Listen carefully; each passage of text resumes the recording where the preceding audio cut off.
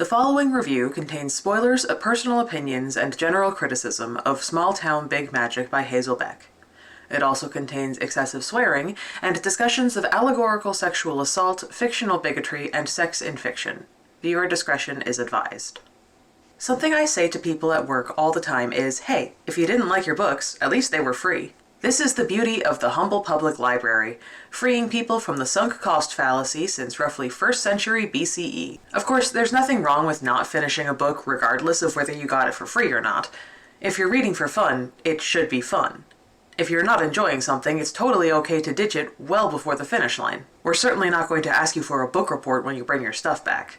But sometimes you read a book that is so bad, it actually compels you to finish it just to see how much worse it's going to get. Sometimes you pick up a book because it looks like mindless, turn-off-your-brain fun, and you stick with it out of morbid fascination. Sometimes you keep reading a book you think is utter dog shit because sending your friends transcendentally stupid quotes like, because boys might be boys in Carol's world, but are weasels? Weasels?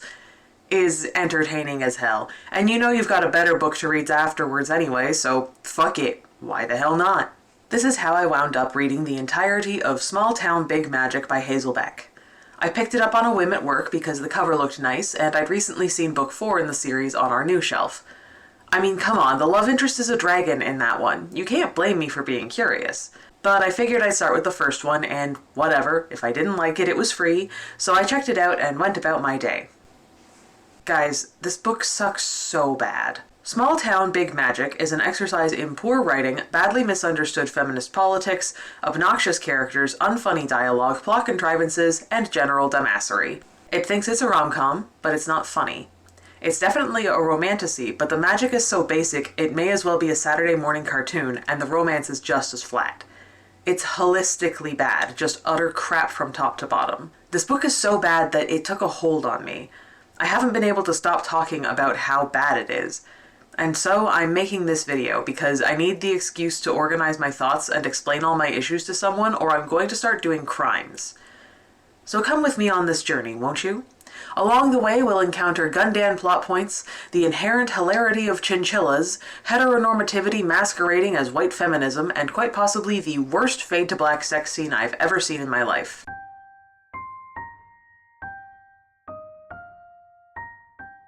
Hazel Beck is the pen name of romance authors Megan Crane, also writing as Caitlin Cruz and M.M. Crane, and Nicole Helm, also writing as Lorraine Hall. Their website says that between them, they've written over 300 books, and just scrolling through the ones I have available at my local library on Libby and Hoopla, I can believe it.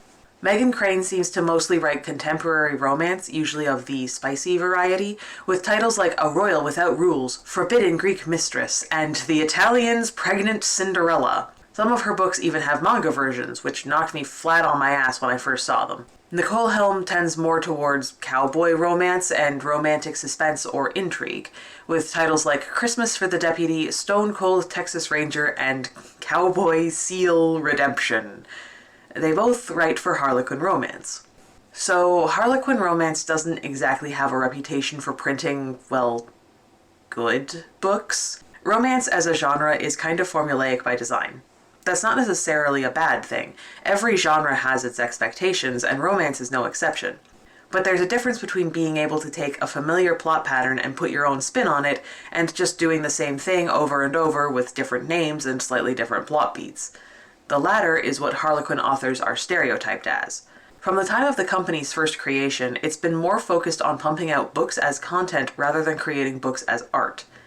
I haven't read any more of Crane or Helm's bodies of work, but having read this, I wouldn't be surprised to find they fit that mold. This book is really poorly written, and if I didn't know better, I'd say it was originally published on Wattpad before getting picked up by a publisher because it was Wattpad famous. Not exactly off to a rip-roaring start.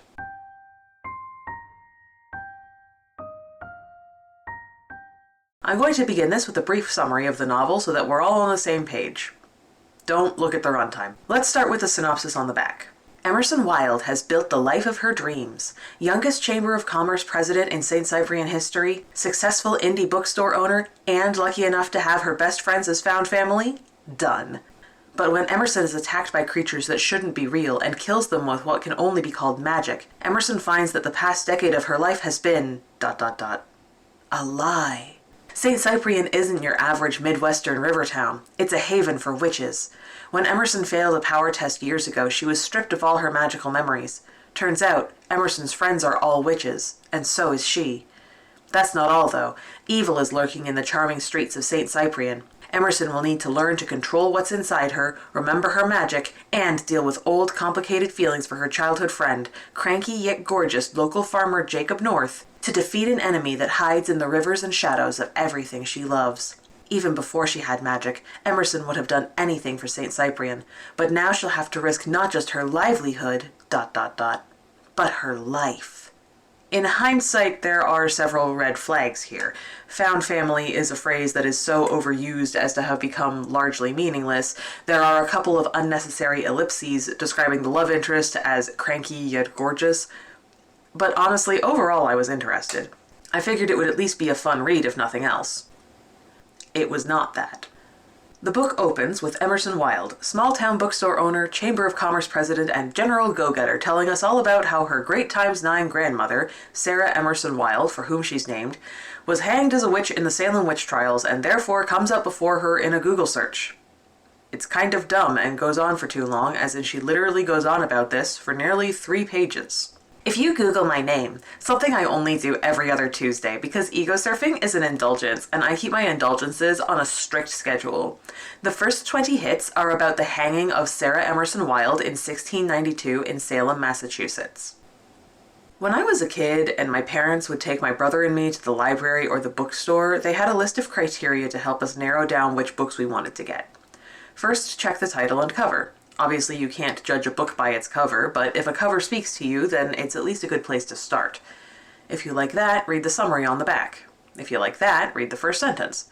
If it all seems good to you, then it's worth giving a shot. I did not read the first sentence before picking up this book. If I had, I might not have decided to read it. That is so fucking embarrassing as a first sentence, good God. So after some cringeworthy narration about how Sarah Emerson Wilde is like totally her hero and a lot of waxing philosophic about strong, independent women, Emerson needs to go talk to her best friend and roommate, Georgie. They're totally different personality-wise. Emerson is very organized and the type of person who has 3 planners absolutely encrusted with stickers, while Georgie subscribes to a more vibes-based organizational system. But they grew up next door to each other and have been besties forever, and generally get along very well, especially now since Georgie moved in with her after Emerson's grandma died, her sister ran away, and her parents left town to travel Europe. I'll give this book its flowers. There's no unnecessary friend drama over a boy in it. The authors probably decided, rightfully so, that the internal relationship conflict between Emerson and Jacob was already given enough external complications by the magic plot without needing to introduce tired girl fight stuff. As such, Georgie and Emerson and their other best friend, Elowin, never get into any kind of he's mine, no, he's mine situation. Few things annoy me more than relationship drama that can't take a back seat to the actually important plot going on when necessary. Like if there's a big war or something happening and the characters can't look away from their petty relationship crap for 5 minutes to focus on that. A fate inked in blood, hi, what are you doing here? So, yeah, props for that, I guess. Anyway, Emerson goes to talk to Georgie about having an official friend meeting that night, about how she's going to deal with the mayor being a dumbass. He's not currently doing anything, but she knows he hates her and wants to head him off at the pass before he wrecks her latest project, the Redbud Festival. People come to look at some trees that bloom in a specific way here in St. Cyprian, but nowhere else. Apparently this is largely attended by botanists. She'd like to expand it into a full-blown cherry blossom viewing type festival with people coming to town for shopping and picnics and such, rather than just a few dozen tree enthusiasts. The mayor, Skip Simon, yes that's his name, is likely going to try and screw her over out of spite because she's frequently embarrassed him without even trying to over the years. Emerson spends several pages going into minute detail about all the ways she's accidentally ruined his life and reputation since they were kids.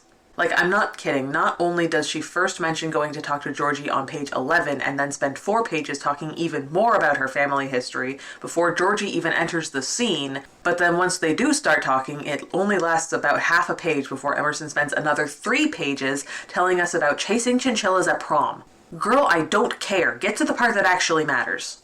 Eventually, she convinces Georgie they should talk about how to head Skip off at the pass, and Georgie gives her a crystal to hold on to. Georgie is a very new age hippie type person who likes this kind of thing, and even though Emerson is vehemently anti-magic, she agrees to take it just to humor her.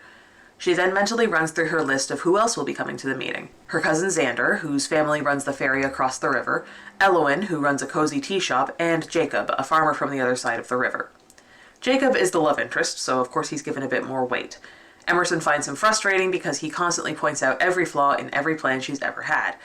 She tries to tell herself that it's a good thing, actually, to have someone who can keep things grounded, and is insistent that she totally doesn't have a thing for him anymore like she used to in high school. Emerson gets ready for her day and goes into town, thinking the phrase her grandmother taught her when she was a kid, "Saint Cyprian is mine, and I am Saint Cyprian's." This comes up all the fucking time, constantly, and to be completely honest, I still have no idea what it's actually supposed to fucking mean. It's said over and over like it's this inherently important and meaningful phrase, and it's what helps her win the day in the climax, but it's also just total word salad that sounds like it should mean something but doesn't. We briefly meet Elowin when Emerson stops by her shop to tell her about the official friend meeting that night. Elowin gives her tea before sending her on her way, prompting Emerson to be derisive of what she calls woo-woo magic stuff. I know the intent here is for dramatic irony. We, the audience, have read the blurb on the back of the book. We know magic is real and Emerson is a witch, so the fact that she's so intensely anti-magic that she completely exercised the New Age and metaphysical section, the book's emphasis, not mine, from her shop, is supposed to be ironic and presumably funny. Mostly, though, it just comes across as Emerson being rude and dismissive of her friend's interests. Like, come on, man. I don't really believe in any of that stuff either. I like tea, and there are some things it can help with, like ginger tea for nausea, and I like crystals because they're pretty, and I think tarot is more interesting as an artistic motif than it is useful as a divination tool. But, like, I'm not going around constantly talking about how that's not real and people are dumb for believing in it because that would be a dick move. God, this is just chapter 1. We're gonna be here forever. Emerson putters around her store for a bit before Jacob shows up. He's meeting a local restaurant owner here who he's trying to convince to start using his more expensive local produce for her restaurant instead of cheaper supermarket fare. This is the first time we're seeing our two leads interact, and it's bland. I look up to see Jacob North standing in the doorway of my store. This is a surprise. Jacob and I might be friends, but he doesn't make the trek into town very often during the week. He lives across the river on a farm, and he doesn't have time for excursions, except when he comes over on Saturdays to run his stand at the farmer's market with his dark hair faintly rumpled, his broad shoulders far wider than Bernie the Cheese Guy's, and that about-to-scowl look that is his trademark on his objectively attractive face. Just like now. Riveting! Hey guys, explain something to me. What the hell do you mean by objectively attractive face? Different people find different things attractive. That's how it works. And this is all we ever really get for a physical description, by the way. We later learn he has green eyes and a beard, but other than that, our main understanding of Jacob is that he has dark hair, not even a specific color, just dark, green eyes, and is generally large. This is the first on-page appearance of your fucking love interest. Tell me what he looks like. How am I, average heterosexual female reader of romance novels, going to swoon and drool over the hot guy love interest if you refuse to tell me about his actual appearance? Also, who the fuck is Bernie the Cheese Guy? You can't describe a guy we just met and don't know what he looks like by comparing him to another guy who we haven't met and don't know what he looks like. For all I know, wider shoulders than Bernie the Cheese Guy is a bar so low it's in the ground. If he must be Big McLarge huge, and you have to describe him in loose metaphors, at least say something like shoulders wider than I am tall or whatever. It's still stupid, but it at least tells me more than Bernie the fucking Cheese Guy. Fucking Bernie the Cheese Guy! We also get our first bit of romantic banter. I think. I mean, it's presented like it's supposed to be romantic banter, but here, for context, Emerson is trying to convince Jacob to hold goat yoga sessions on his farm. Maybe you would like some llamas, too, he says, his voice dripping with sarcasm. But why should that be sarcastic? Tempting. Llamas are very popular, but they can't really get on your back the way goats can. He studies me, and I wonder when he moved so much farther into the shop. How small do you think my goats are? And suddenly I am not thinking about goats. Girl, stand up. Pull yourself together. This is utterly pathetic behavior. You're talking about goats. Goats! How is this witty? He talked about size. Oh, what else could he have that's big? Shut up, you're 28.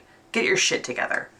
So Jacob and the restaurateur have their meeting, facilitated by Emerson because she's a big believer in shopping local and it all goes great, blah blah, until Skip Simon himself barges in.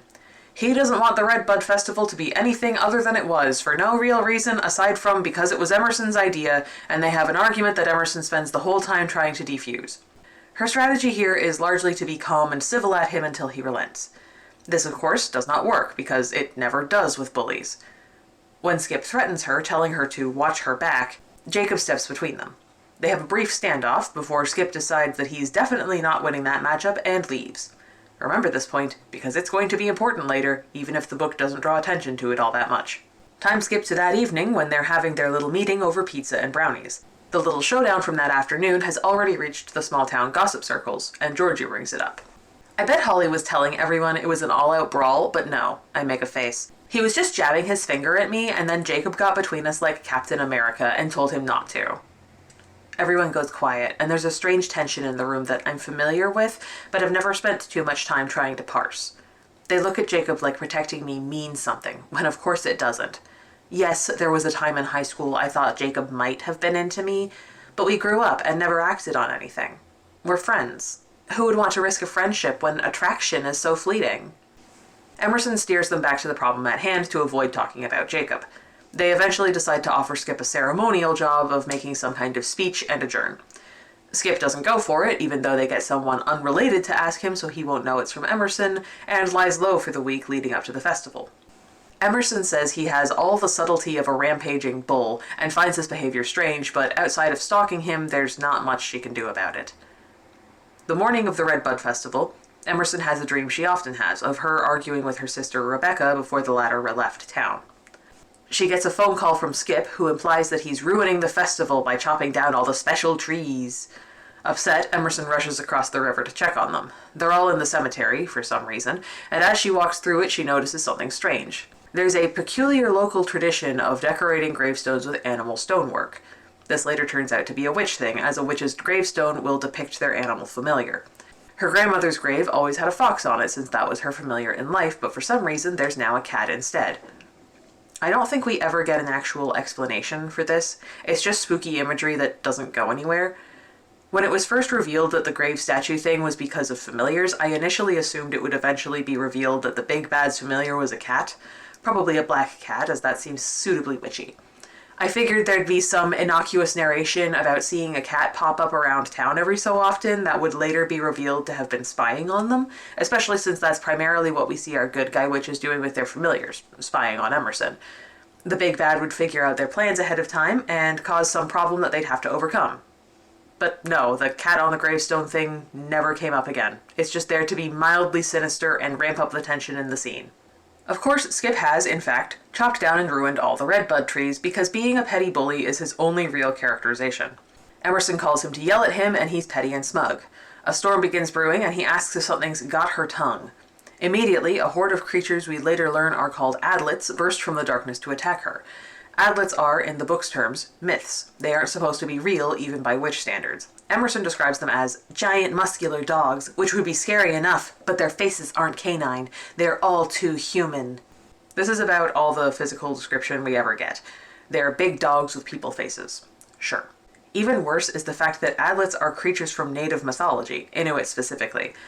Now, I don't know a lot about First Nations peoples, admittedly, but it seems pretty fucked up to take creatures from a culture that you're definitely not part of and just insert them into your Etsy witch fanfiction as spooky boogeymen, signs of a magical imbalance, as Georgie calls them later. This is the only thing in the book that comes from a non-white culture, and it's inherently associated with evil dark magic. Which could mean nothing. Emerson, understandably, freaks the fuck out. Thankfully, Jacob and his stag familiar show up to save the day. How nice. There's a fight scene where Jacob has pulled some kind of light sword and is fighting the adlets off, but also getting hurt in the process, but also healing himself the whole time. He puts her in a little protective circle and tells her to stay put, but being the strong, independent woman she is, she eventually pushes past her fear and disbelief at the situation and goes out to try and help him. It takes everything she has just to get to him, and when she does, she sees the blood on his arm from one of his injuries. I don't know what I'm doing, only that I have to do it. I reach forward and touch the place where the blood trails down from the now fully healed bite mark on Jacob's arm. Emerson. His voice feels like a whisper inside me rather than an audible uttering from his mouth. The blood I touch bubbles, turns gold on my fingertips, and then sparkles.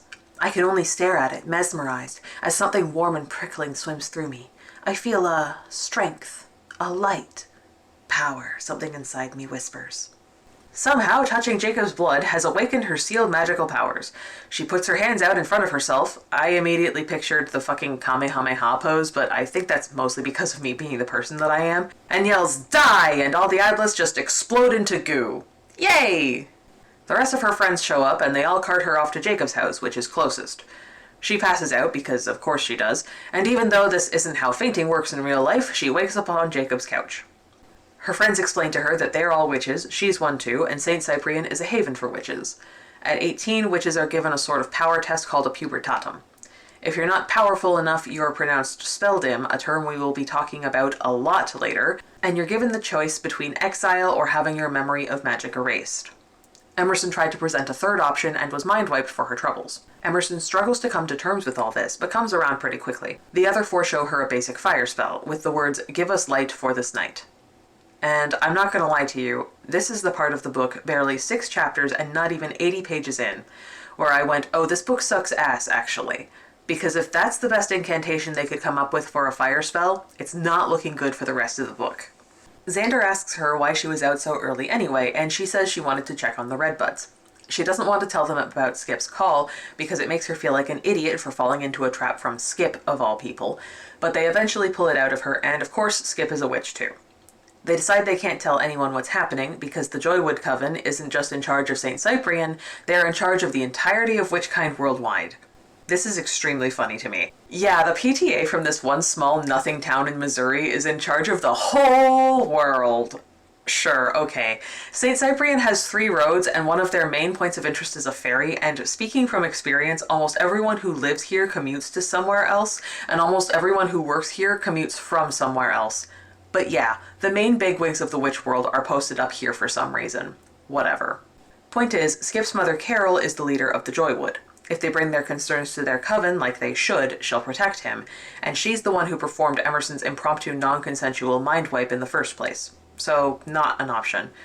They decide to just stick with the 5 of them for now and move on like nothing's wrong to really throw Skip off. Elowen suggests someone named Nicholas Frost, who Xander and Jacob decry as a traitor who can't be trusted, and they argue a bit while Georgie takes Emerson home by flying. It's not the kind of flying I would have imagined, Peter Pan arms and soaring to and fro. No chanting like they did to create the light balls. It's simply that whoosh of air, a moment of feeling weightless and then standing in the place we're going. Boo, that's boring. They're witches, aren't they? Where are their fucking brooms?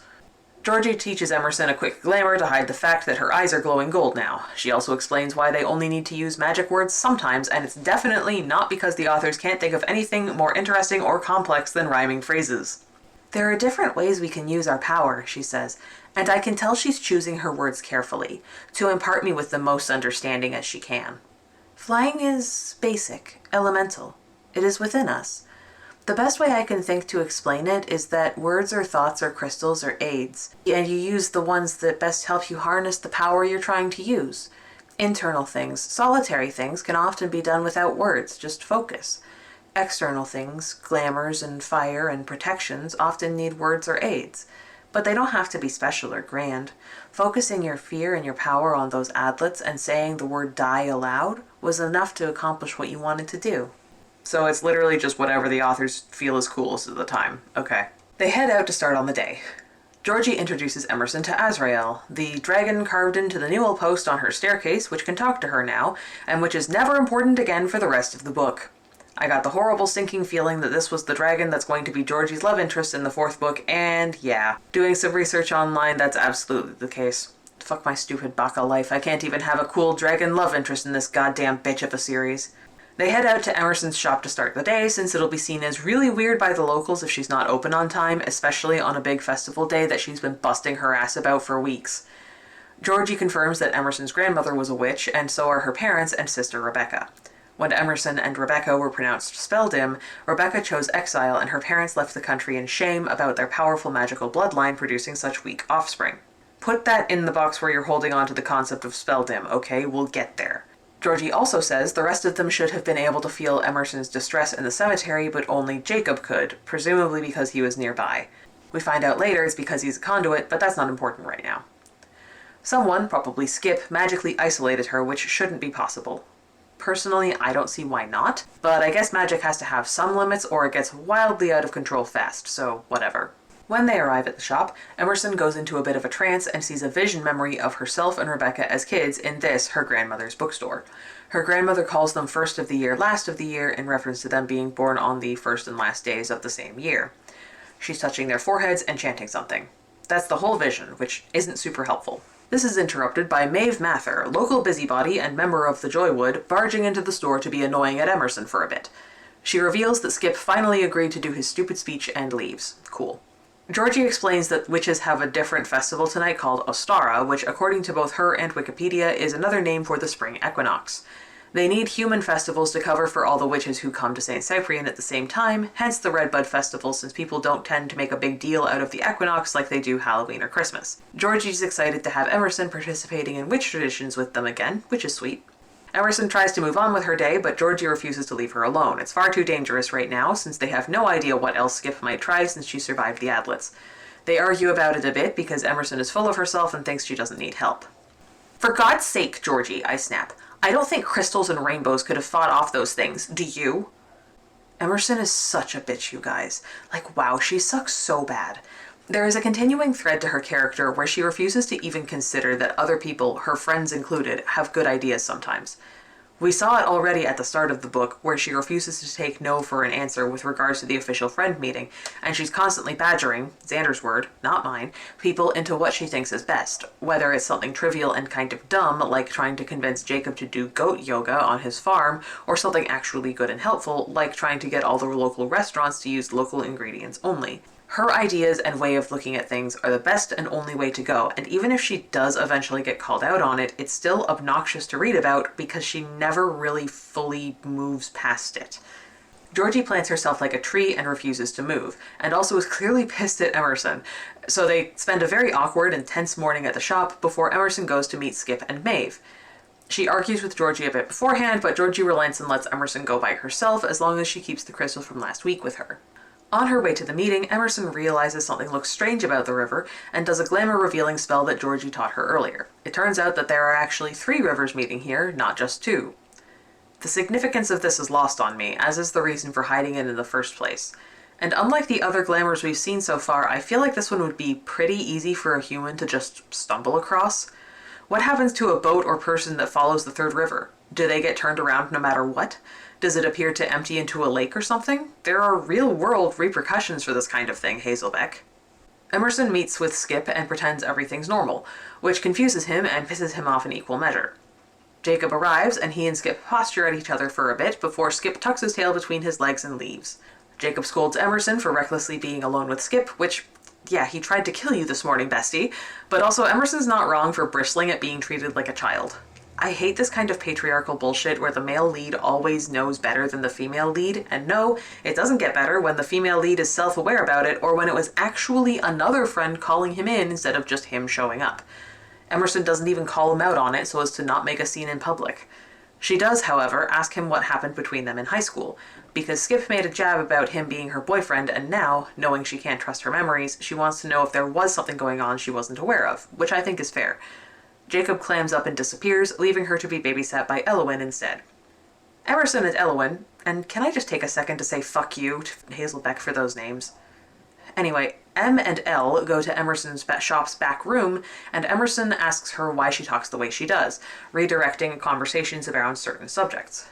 Elowyn reveals that she's been cursed to only speak the truth.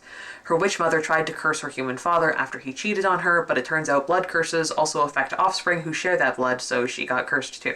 The 2 of them have a little heart-to-heart, awkwardly, since Elowyn prefers sarcasm to honesty despite the truth curse, and Emerson finally admits she's feeling kind of overwhelmed. Elowyn says it's okay to give herself a break, and then immediately launches into their plans for Ostara. They'll be doing a summoning, by which she means she'll be doing one as a summoner. She explains that there are 7 types of witches. 2 kinds are hereditary, healer and guardian, so Jacob and Xander respectively, and the rest are determined after you've passed the power test. This is interesting, since as they bring up a couple times later, Emerson used to think she might be a healer. We never find out what kind of witches her parents were, so there's no reason I can see for her to actually think this, though later we'll learn a reason why she might have wanted to be a healer. As their group summoner, Elowyn will be doing a ritual to summon some spirits and ask them for guidance. She also says that as a half-witch, she has more problems than someone with 2 witch parents. Some half-witches don't have any power. Some have a lot. Power isn't math. The Joywood tried to make it into that, to simplify with their tests and their mind wipes, but no one has ever been able to explain why some witches are born with more power or less. Half-witches have a tendency to be more volatile, regardless of power level. Control is the issue with me. I'm not going to blow something up or summon a demon or anything, don't worry. But you might want to manage your expectations because I might make a mess of things. This never happens once in the entire book. Emerson goes about the rest of her day as normal, throwing herself into work to avoid a breakdown. Skip randomly shows up to stare creepily at her from across the street, but nothing else happens. Emerson feels compelled to go check on the trees again, and though she thinks she should tell someone where she's going and what she's doing is insanely dangerous, she doesn't until she's already on the ferry and thinks the words, "Saint Cyprian is mine and I am Saint Cyprian's." This somehow lifts the fog spell thing that was clouding her brain, and she texts Georgie where she is. Xander appears and gets mad she doesn't have anyone with her. He's being weirdly overprotective, presumably because he's a guardian, but we've barely seen him before this supposedly dramatic character shift. It feels like he and Jacob just kind of bleed into each other, like there's only one character walking around in 2 bodies. They're both the grumpy, overprotective one with little going on outside of that, but one is the main character's love interest and the other is her cousin. It's weird. Xander gives her a necklace that he's apparently been wearing, with 3 pendants representing the 3 rivers as protection, and lets her be. Emerson goes up to the cemetery and everything is normal. Even the fox is back on her grandmother's gravestone. She wonders what that was about and makes a note to ask about it, and it never comes up ever again. This is also where she just figures out, with no other prompting, that the animals are familiars. Jacob and Elowen managed to fix the trees that morning, and everything is fine until Carol Simon, Skip's powerful mom, shows up. She's passive-aggressive in the way that middle-aged women from small towns are, ask me how I know, and gives Emerson a backhanded compliment by bad-mouthing her grandmother. This, for whatever reason, is the thing that really sticks in Emerson's mind. She's also definitely magically searching Emerson for something, likely her memory spell, but apparently finds nothing suspicious because she leaves Emerson alone. Emerson goes back to the store and talks to Georgie. Instead of thanking her for stepping up to run the store with no notice and apologizing for her behavior, she just hugs her, and that's the end of that, I guess. They talk about stuff that literally just happened and how magic is about connections and how sad it is that Emerson can't contact Rebecca, and after several pages of this, they finally get back to Wildhouse and can fly off to Jacob's farm for the summoning.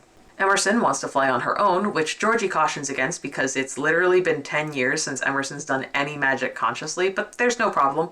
She just lands outside Jacob's house instead of inside it.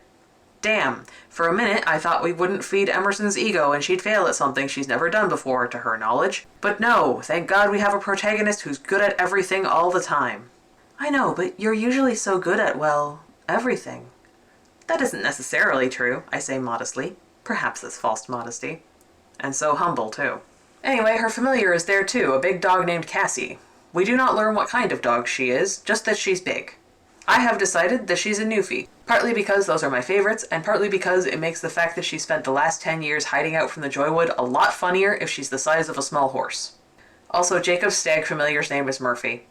Fucking Murphy, of all things. They try to make him all regal and whatever, very Bambi's dad, king of the forest, but also his name is fucking Murphy.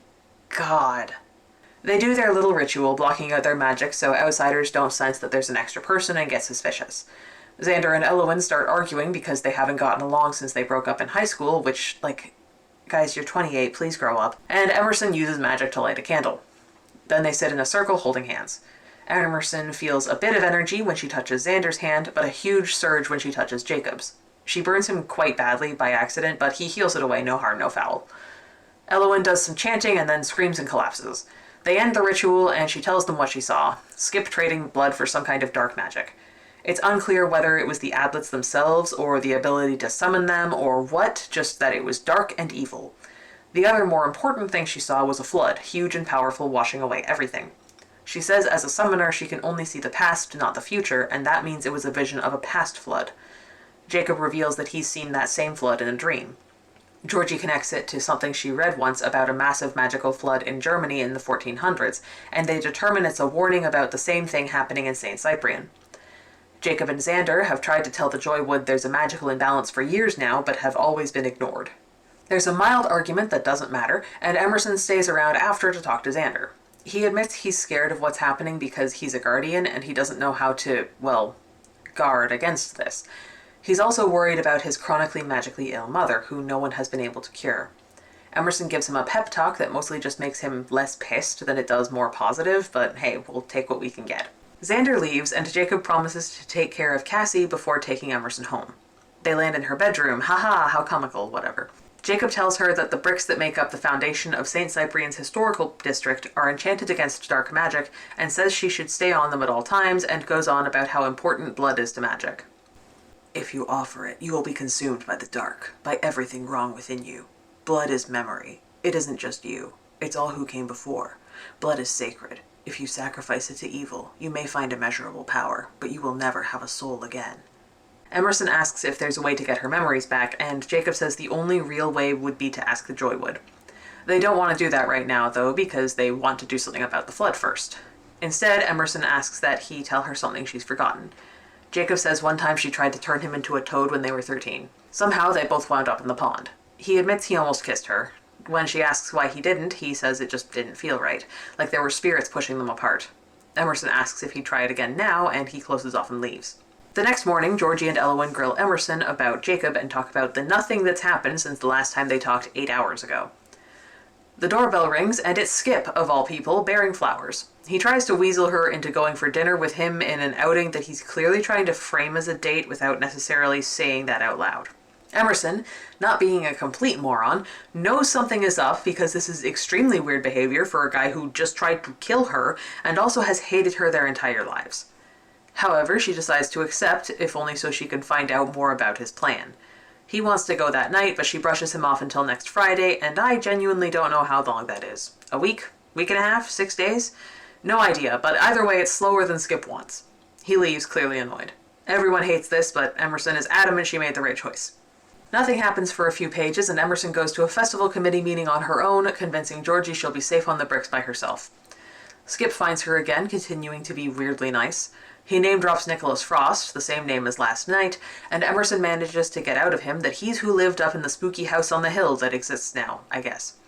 Emerson's been trying to get the place restored as a historical monument or something forever. Skip says he'll look into getting the place torn down, and is weird and sexist at her for a bit more before leaving. Also, Emerson says this. Skip frowns. It seems to take a long time. Then he frowns even deeper. For some reason, I start thinking about the way Muppet faces fold in on themselves and have to fight off a shudder. Girl, leave my man Kermit out of this. The hell did he ever do to you? The important thing from this conversation is Nicholas Frost, who Emerson resolves to learn more about. She asks Elowen and Georgie about him, and they tell her he's an immortal witch teacher or preceptor, which as far as I can tell is just a Latin word for teacher. Emerson immediately knows that the Joywood's preceptor is Gil Red, who she calls a pompous windbag, which seems harsh. We've seen the guy all of once, and it was when he was helping set up some lights for the Redbud Festival. We didn't even actually meet him. He's only briefly spoken of in narration. What are you doing calling him a pompous windbag? He hasn't even said anything yet. I don't know who this is. This is Bernie the Cheese Guy again. Anyway, Nicholas Frost is said to have been involved in the creation of the coven system and a lot of ancient rituals. He's been around basically forever, and Emerson floats the idea that he might know more about the last big flood. Elowen and Georgie try to dissuade her from going to talk to him because he's scary and powerful, but Emerson decides she knows best and plans to anyway. Elowen gives her a little wooden carving of a dog and says she should be able to reach Cassie with it no matter what. This never comes up again. I trust you. With your life, maybe, but not with anything else. I'll admit, I like this bit here. It again goes into Emerson's issues of always thinking she's right and knowing best and refusing to lean on her friends for anything or ask for help. And just the exchange of, I trust you with your life but nothing else, is really good. I wish it was in a better book. The next morning, Emerson wakes up early and goes to see Nicholas Frost. For a minute, she feels drawn to the rushing river and starts towards the ferry on autopilot, but stops herself with the help of all of her friends' talismans and goes towards the Frost house instead. She goes up the hill and brute forces her way past the glamour showing the house is old and run down to see that it's actually very fancy and nice. Nicholas Frost is outside, already annoyed with her for bothering him. He's young and hot, which surprises her and disappoints me. Boo! Why does everyone have to be young and hot? This book needs a kooky old man, stat! They have a little back and forth where she asks him to help her stop the flood. There's some dull magical posturing involving slamming doors and thorn hedges. You are likely to last, but worlds come and go, Emerson Wilde, with tedious frequency. Why fight for this one? Because it's ours. This, admittedly pretty good line, is what gets him to give her a big-ass book of spells and punt her out to Jacob's farm. He is, understandably, shocked to find her randomly on his farm at 5 in the morning, and pissed to find out she went to talk to Nicholas Frost when she was specifically told not to do anything dangerous, including that. They argue about it. Emerson is adamant that she hasn't done anything wrong by going to a person who could give them answers, that she was on the bricks so she was safe. Jacob yells at her that by bringing Frost into this, she's put all of them in danger. There's nothing stopping him from telling the Joywood about her visit, and as the ones helping her and hiding her reawakened magic, all her friends would be in serious danger. I protest that there was no way she could have known this, and this is just another example of the male lead being right all the time, but Emerson absolutely has been told what the consequences would be for her friends if the Joywood found out what they were doing.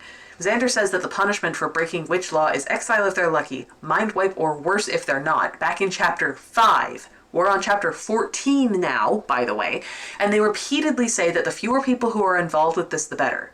3 can keep a secret if 2 of them are dead, after all. That's just normal for when you're doing something secret and clandestine.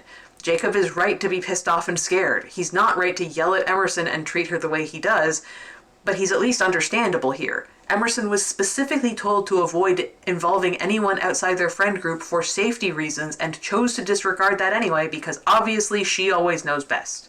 What have I done? No one told me I might, but they have told me. Maybe not directly, but I think about what Georgie said about Rebecca. That telling her would endanger us both. It's not just exile that's life and death. I should have realized that. I want to be angry they didn't say it in so many words. Blame them. If I'd had all the information, I never would have put them in danger. But they did. They did tell you, back at the very beginning of all this. We've all taken great pains to avoid outright lying to you, Emerson, but we are bound by St. Cyprian law. Which we're breaking now, Xander points out.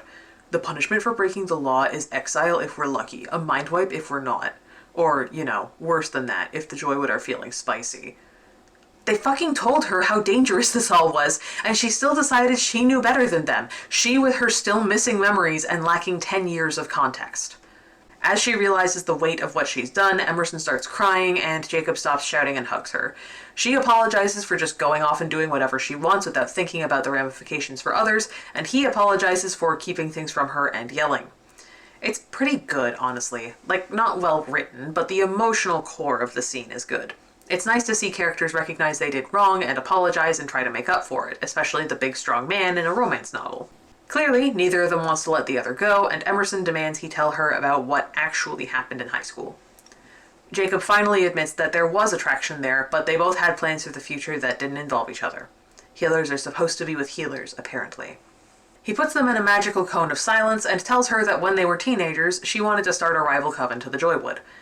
I feel like this is the magical equivalent of saying when we were in high school we started planning a coup, but whatever, sure. A bunch of freshly 18 witches posed a serious threat to the establishment. So much so, in fact, that the Joywood did an impromptu on-the-spot mind wipe instead of going through the regular rituals and processes. They stand there looking at each other for a minute, building up the moment, and finally he kisses her. It's the most wonderful thing ever, etc., etc., except then they're interrupted by an earthquake. Neither of them is really sure what happened, and before they can interrogate it too deeply, she's struck with serious pain. There are 2 internal forces fighting inside her, a fog, which we shortly learn is the Obliviscore mind wipe spell, and a light, which is her own internal magic. Jacob starts trying to heal her since she's obviously in pain, but it hurts him too. Suddenly she starts remembering things. Not everything, the mind wipe doesn't go away completely, but she at least has a Swiss cheese memory instead of just nothing. He offers to heal her more, but he's clearly doing pretty badly himself, so she says no to avoid her hurting him again. They finally return to the important matters at hand, i.e. Nicholas Frost's book. Jacob tells her to call one of her official friend meetings and they'll all discuss it tonight, then gives her a little flower charm and tells her to add it to Xander's necklace, which she's still wearing. We later learn that this is originally from her grandmother. Emerson teleports to her store, where both Georgie and Elwyn are waiting. Instead of leading with anything actually important, she tells them that she and Jacob kissed and she got back some of her memories of magic. Neither of them are surprised by any of it. Georgie explains that healers have more open connections than other people, and a kiss is a connection, so A leads to B. She also says it was almost certainly fate that led to this working. Emerson balks at this, and so do I. I don't really care for the fated soulmate trope. The way it's done here is really stupid, and I'll talk more about it later, but for now let's just say she and Jacob are fated for each other, but also free will totally exists, and it's all very silly. It also barely even matters, so let's move on. They decide to do another summoning spell to try and get some information about Nicholas Frost's book, since that'll be faster than just looking through it with Georgie translating as quickly as she can. This time they'll be doing it at the bookstore, saying that because it's been owned by witches for centuries, it has a ton of protections and whatnot. Carol Simon comes in under the guise of getting a book for a kid's birthday and vaguely probes at Emerson. Emerson and Georgie wonder if she knows something, and Emerson still isn't sure why they don't trust her, even though she's made of red flags, but whatever. Blah blah blah, they have the stupid ritual, and it takes so long to get there. This book keeps dragging stuff out. We can't just have a time skip to the meeting, we have to get several pages of her going about her day and having a lunch meeting with the Chamber of Commerce and being awkward when Jacob shows up, and can we please move on? They finally do the ritual, and Emerson asks the book for answers. Any answers. Literally anything at all. The book opens up, but magic vines appear from out of nowhere to try and kill her. When they touch her grandmother's charm, they wither away. Thank God, I thought for a minute she might actually have to do something, rather than just passively have things work out. She tells the others what happened. The ritual seems to have worked because the book opened on its own to a specific page. A confluence warrior, I read out loud. Their magic cannot be fully wielded unless or until they're faced with dark magic and fight it with the help of a conduit.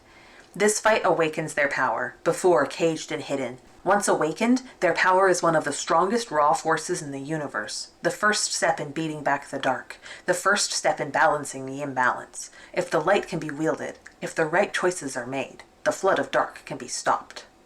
There's a silence. I look up. That sounds a whole lot like me, I say. No shit, Sherlock. Anyway, it turns out Emerson failed her pubertatum because she just hadn't awakened to her true super special awesome powers yet. Now she's a fancy, a cool, alternative type of warrior because she and Jacob fought the Atlas together. Wow, such girl boss, very feminism. Also, I'm going to read some of that again with comically long pauses between sentences, so you can really see just how awkward it is. The first step in beating back the dark. The first step in balancing the imbalance. If the light can be wielded. If the right choices are made. The flood of dark can be stopped. One of the first and easiest ways to do some editing on your work is to read it out loud and see how it sounds. If it sounds weird being read by a human, it probably needs another pass or 6. Hell, I've definitely read this whole script out loud at least twice through before recording this. I don't feel like this book had more than one draft. Suddenly, Jacob demands to know if Skip has touched Emerson. She is, understandably, thrown off by this, but says he put an arm around her shoulders and patted her hand. It turns out he wasn't being a patronizing douchebag, or, well, he was, but not just that, because he was also putting some kind of dark magic curse on her that only requires casual physical touch. Jacob takes her back to his farm to remove it because magic reasons, I guess. I think it's supposed to be like Wild House or the bookstore, where enough witches have lived there and given it their protections that it's super well warded or whatever. He does some kind of magic that apparently uses his own magic, the moonlight, and a bunch of odds and sods he pulled from thin air, and this removes your curse mark. They continue sitting around outside and talking. Emerson mopes a bit because she feels like all she's done is screw up lately. Jacob says that even if he didn't agree with what she did, she meant well, and it all worked out in the end. He also blames himself for Skip marking her, since he shouldn't have been able to do that. She was on the bricks at the time, after all, and loaded down with protective charms from her friends. If he'd given her the charm from her grandmother sooner, maybe it would have been the thing that prevented Skip from cursing her. They also talk a bit about fate, and he says that he's always felt like he belongs with her, whether fate is involved or not. They sit around for a while, and I guess it's supposed to be a moment, but it doesn't feel super romantically charged. There's nothing here that says these characters are drawn to each other romantically any more than these characters are really, really good friends. Sorry, but romance arcs have to work harder than this to get my motor running. It starts raining, and Jacob says they should just lie down in the storm because it's good for growth and healing, which feels suitably witchy, so I'll let the fact that it's dumb as hell slide. They lie there in the rain, holding hands for a bit before Jacob suggests using the power in the storm to try getting her memories back again. Emerson's worried that it'll hurt him again, and also that Carol will feel something go wrong with her spell. It isn't the right time. Not yet. Can't you feel that? His fingers rest on my temple, warm and gentle. After a few moments he nods. I can. His fingers trail down my cheek, spreading so much heat I'm surprised the rain doesn't sizzle. But I waited years for this to feel right, and then the years were taken away. I'm fully willing to admit this might just be me being a complete dumbass, but I've read that line a dozen times by this point, and I'm still not sure what it means. It makes Emerson go all gooey and whatever, but it just makes me confused. If anyone knows what Hazelbeck was going for here, please tell me. I'm losing my mind. She asks why he never made a move in the last 10 years, and he says he didn't want to be with her when she wasn't her true self, which is nice, I guess. Then they make out, and it turns heated, and they're stripping each other with magic, and they have a fade to black sex scene. Okay, listen. I know the magic means they're warm and not affected by the temperature and whatever, but like, it's raining and you're lying around in the dirt. It's like mid-April or something. That's mud. I get the fictional sex scenes don't necessarily have to comply one-to-one with reality, but I can tell you straight up, there's nowhere I feel less like having sex than a muddy patch of grass in a farmer's backyard. Don't fuck in the mud. Also, of course she's a virgin. Of course she is. And he's not. Of course he's not. Can we please get a protagonist who's at least rubbed one out before some time? I'm so tired. Anyway, after this, he dumps her in the bath and gets her clothes, and they look out the big picture window he has in his bedroom that overlooks all of St. Cyprian, and she stays the night. Aww. Whatever, there's magic afoot. Emerson has a dream vision of her sister Rebecca, who she's evidently summoned somehow. Rebecca is pissed that Emerson keeps doing this to her, so apparently this is just the first time she remembers it. They're interrupted by their grandma showing up and hugging them. "It's time, my dears," she says softly, still holding on to us. "My two sides of a coin. You are the sign, the moment. I've done all I could, and now it's your turn. Be brave, be strong, lean on each other, believe." I know that sounds like a cat poster, but it's true. Also, Rebecca apparently also has her own little chant to go with Emerson's St. Cyprian is mine thing. Time is mine until time takes me home. Again, mildly esoteric word salad. I assume it'll be relatively important in the next book where Rebecca is the POV character. Grandma is cryptic a bit more, and then Emerson wakes up. Apparently she sleepwalked to the cemetery while all that was going on. Jacob and Cassie followed her to make sure she was okay. He also drops the bomb that there's a prophecy that may or may not be about Emerson and Rebecca, and that's the real reason the Joywood wanted them out of the way, was so they couldn't fulfill it no matter what. And by drops the bomb, I mean trips and knocks over a glass of water because it doesn't matter and is never mentioned again. We don't even learn what the prophecy is, just that it involves which siblings born on the first and last days of the year. Can you imagine if in Percy Jackson they mentioned there was a big prophecy that may or may not be about Percy, and then he didn't so much as think about it again for the rest of the book? Instead, we just go inside and eat the breakfast banquet Jacob's mom magicked up for them from wherever the fuck she is. I don't know if we ever actually learn where Jacob's family is. He lives on his own and apparently gets random stuff from his mom sometimes. That's all we know. I don't even know if he has siblings. Jacob does a magic tricorder scan and determines that Emerson's magic is constantly fighting off Carol's. I like the idea my power is protecting me without me being fully cognizant of it all, though I wouldn't mind some stronger understanding and purpose in the here and now. The things I could do if I understood more. Heaven forbid you trust someone besides yourself. I'm honestly not sure what Cassie is getting at here. I know it's meant to tie in with Emerson's later arc of never relying on her friends and needing to learn to ask for help, but this has nothing to do with not trusting people. Also, wow, yay, another thing that Emerson doesn't actually have to do to succeed! Thanks, we haven't had enough of those already. Also, that besides should be besides, but whatever. Emerson tries to convince Jacob to do another power grab with her. They can't hide her power forever, after all, and as she points out, if they do nothing, they lose automatically. The Joywood will want to wipe all their minds at once, and they'll need the full moon to do it. The next one is in 2 weeks, so they have 2 weeks to restage a failed coup. No pressure. Emerson goes home and starts asking really inane questions about magic that are supposed to be funny but aren't, and Elowen and Georgie are way more interested in asking what happened with Jacob, so they talk about sex and men for a bit instead. Then she finally brings them in on her idea of ousting the Joywood. After some debate, they don't exactly agree, but they're on board. Fast forward to the end of the day. There's a dumb scene where Carol follows her and Jacob to Wild House, and they pretend to have an argument to throw her off. Like everything else in this book, it takes too long and doesn't matter. Emerson is the most boring witch in the entire world because she uses magic to make a PowerPoint presentation about their current problems. I'll give her this, at least it doesn't have a digital paper trail that Carol or one of her more tech-savvy compatriots could follow, but I'd also bet my favorite kidney that wasn't a conscious thought on anyone's part. Georgie says she couldn't find anything else in Frost's book, and Emerson goes into a trance. She's compelled to touch her grandmother's charm to the book, and when she does, a new page appears.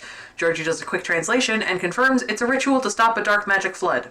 Once again, I am so happy that we don't have to do anything consciously in this book. Thank God we never have to think too hard about anything. I don't know if I could handle it if the world didn't just run on vibes. The new ritual also needs a full moon, so they decide to handle it and the Joywood on the same day, which is probably fine. Georgie will translate it and get everyone a copy, which she says will be tricky. Why are translation spells tricky? I ask, no one in particular. Context, Jacob offers, quietly, from beside me. How you ask, and when you ask, matters as much as what you ask. I file that away, because it feels important. It is not. They argue a bit about getting a full coven on board, because they'd need both Rebecca and Frost for this. Somehow they know exactly what kind of witches both of them are, and that they fill the ecological niches they're missing with their group of 5. A full coven would be better for the ritual, but perhaps not necessary. Jacob stays the night, which Georgie teases them about. In the morning, Emerson wakes up to find he's left because, farmer. But he's filled in her planner with how they'll be spending the night at his place and then her place back and forth every other night. Apparently this is sweet. Time skip to the night of Emerson's dinner date with Skip. No one is happy about this, but Emerson is doing it anyway to try and get information out of him. They've loaded her up with magical protections and everyone is clearly trying hard not to think about Skip's dark magic brand that he put on her before. She's careful not to let him touch her. She gets them seated at a different table than the one he got, the booth at the back in the corner in the dark, so he can't try anything without people noticing. She steamrolls right over him the whole night and generally pretends to have a good time. Skip has apparently figured out that his plan for tonight isn't going to work and is surly the whole meal. Everything is going decently well until the Joywood shows up. They don't do anything. As far as it looks, they're just a group of friends out for dinner. Skip doesn't even want to acknowledge them, but then he says this. True power comes from yourself, not from your connection to others. Skip turns his attention back to me and smiles. You and I have that belief in common, Em. We're better off going it alone, aren't we? Emerson disagrees, since she totally loves and relies on her friends.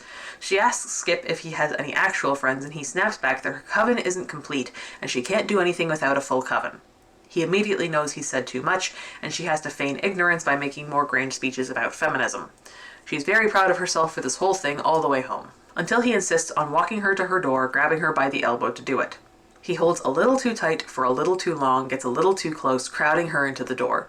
It's extremely weird and uncomfortable, made even more so by the fact that her door won't open. He tries to insist on a follow-up date for the 16th, the night of the full moon. I keep my smile in place, but order myself to stop panicking. Maybe he's keeping me out here, but it's not that he's tried to hurt me.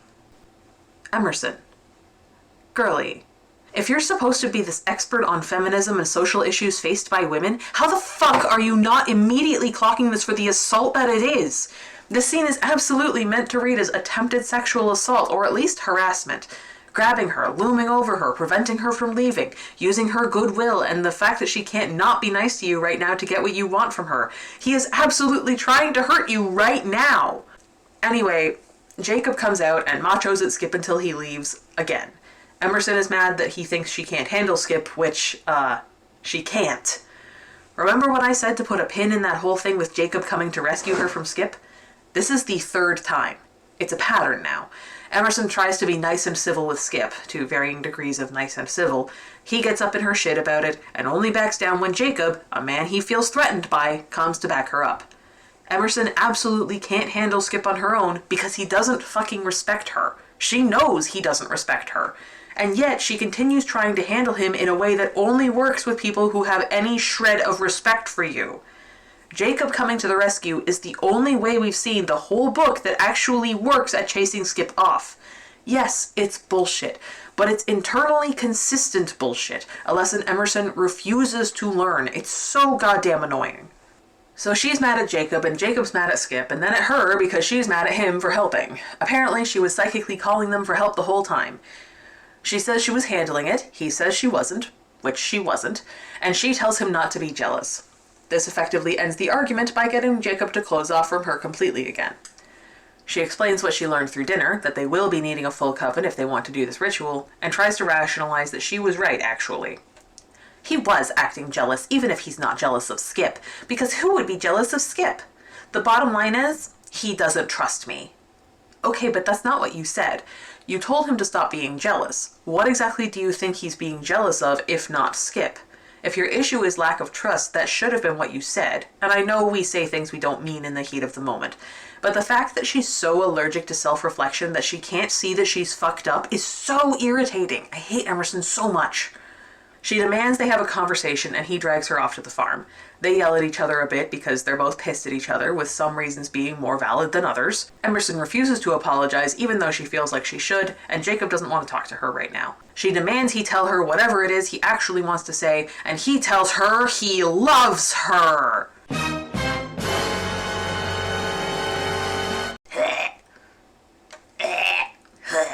He storms into the house and she follows him, and most of the fight goes out of both of them as she tries to reciprocate. She realizes she's been keeping her distance emotionally because it's easier, and she's terrified of love. In her eyes, love keeps women subordinate to men, or ends messily, or both. She doesn't want to give up power to him, and he says that's not what love is if you do it right. This is apparently something of a brain blast for her. Jacob also says that standing up for her isn't him taking power from her, it's him helping her, which, yeah, duh.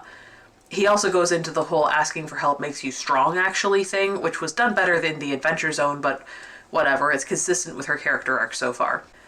She tells him she loves him too, and they reconcile. Yippee! Kept that up for less than an entire chapter. They kiss, and the pain starts up again of her magic fighting carols. Jacob helps her out, eases the pain a bit, and after a minute the Obliviscore spell is gone. Thanks to the power of love. Yes, really. Is witchdom really so archaic that a kiss breaks powerful spells? If fairy tales are real, I'm gonna be pissed. Love is a powerful magic, he says. Is that archaic, or is it a fundamental truth of life?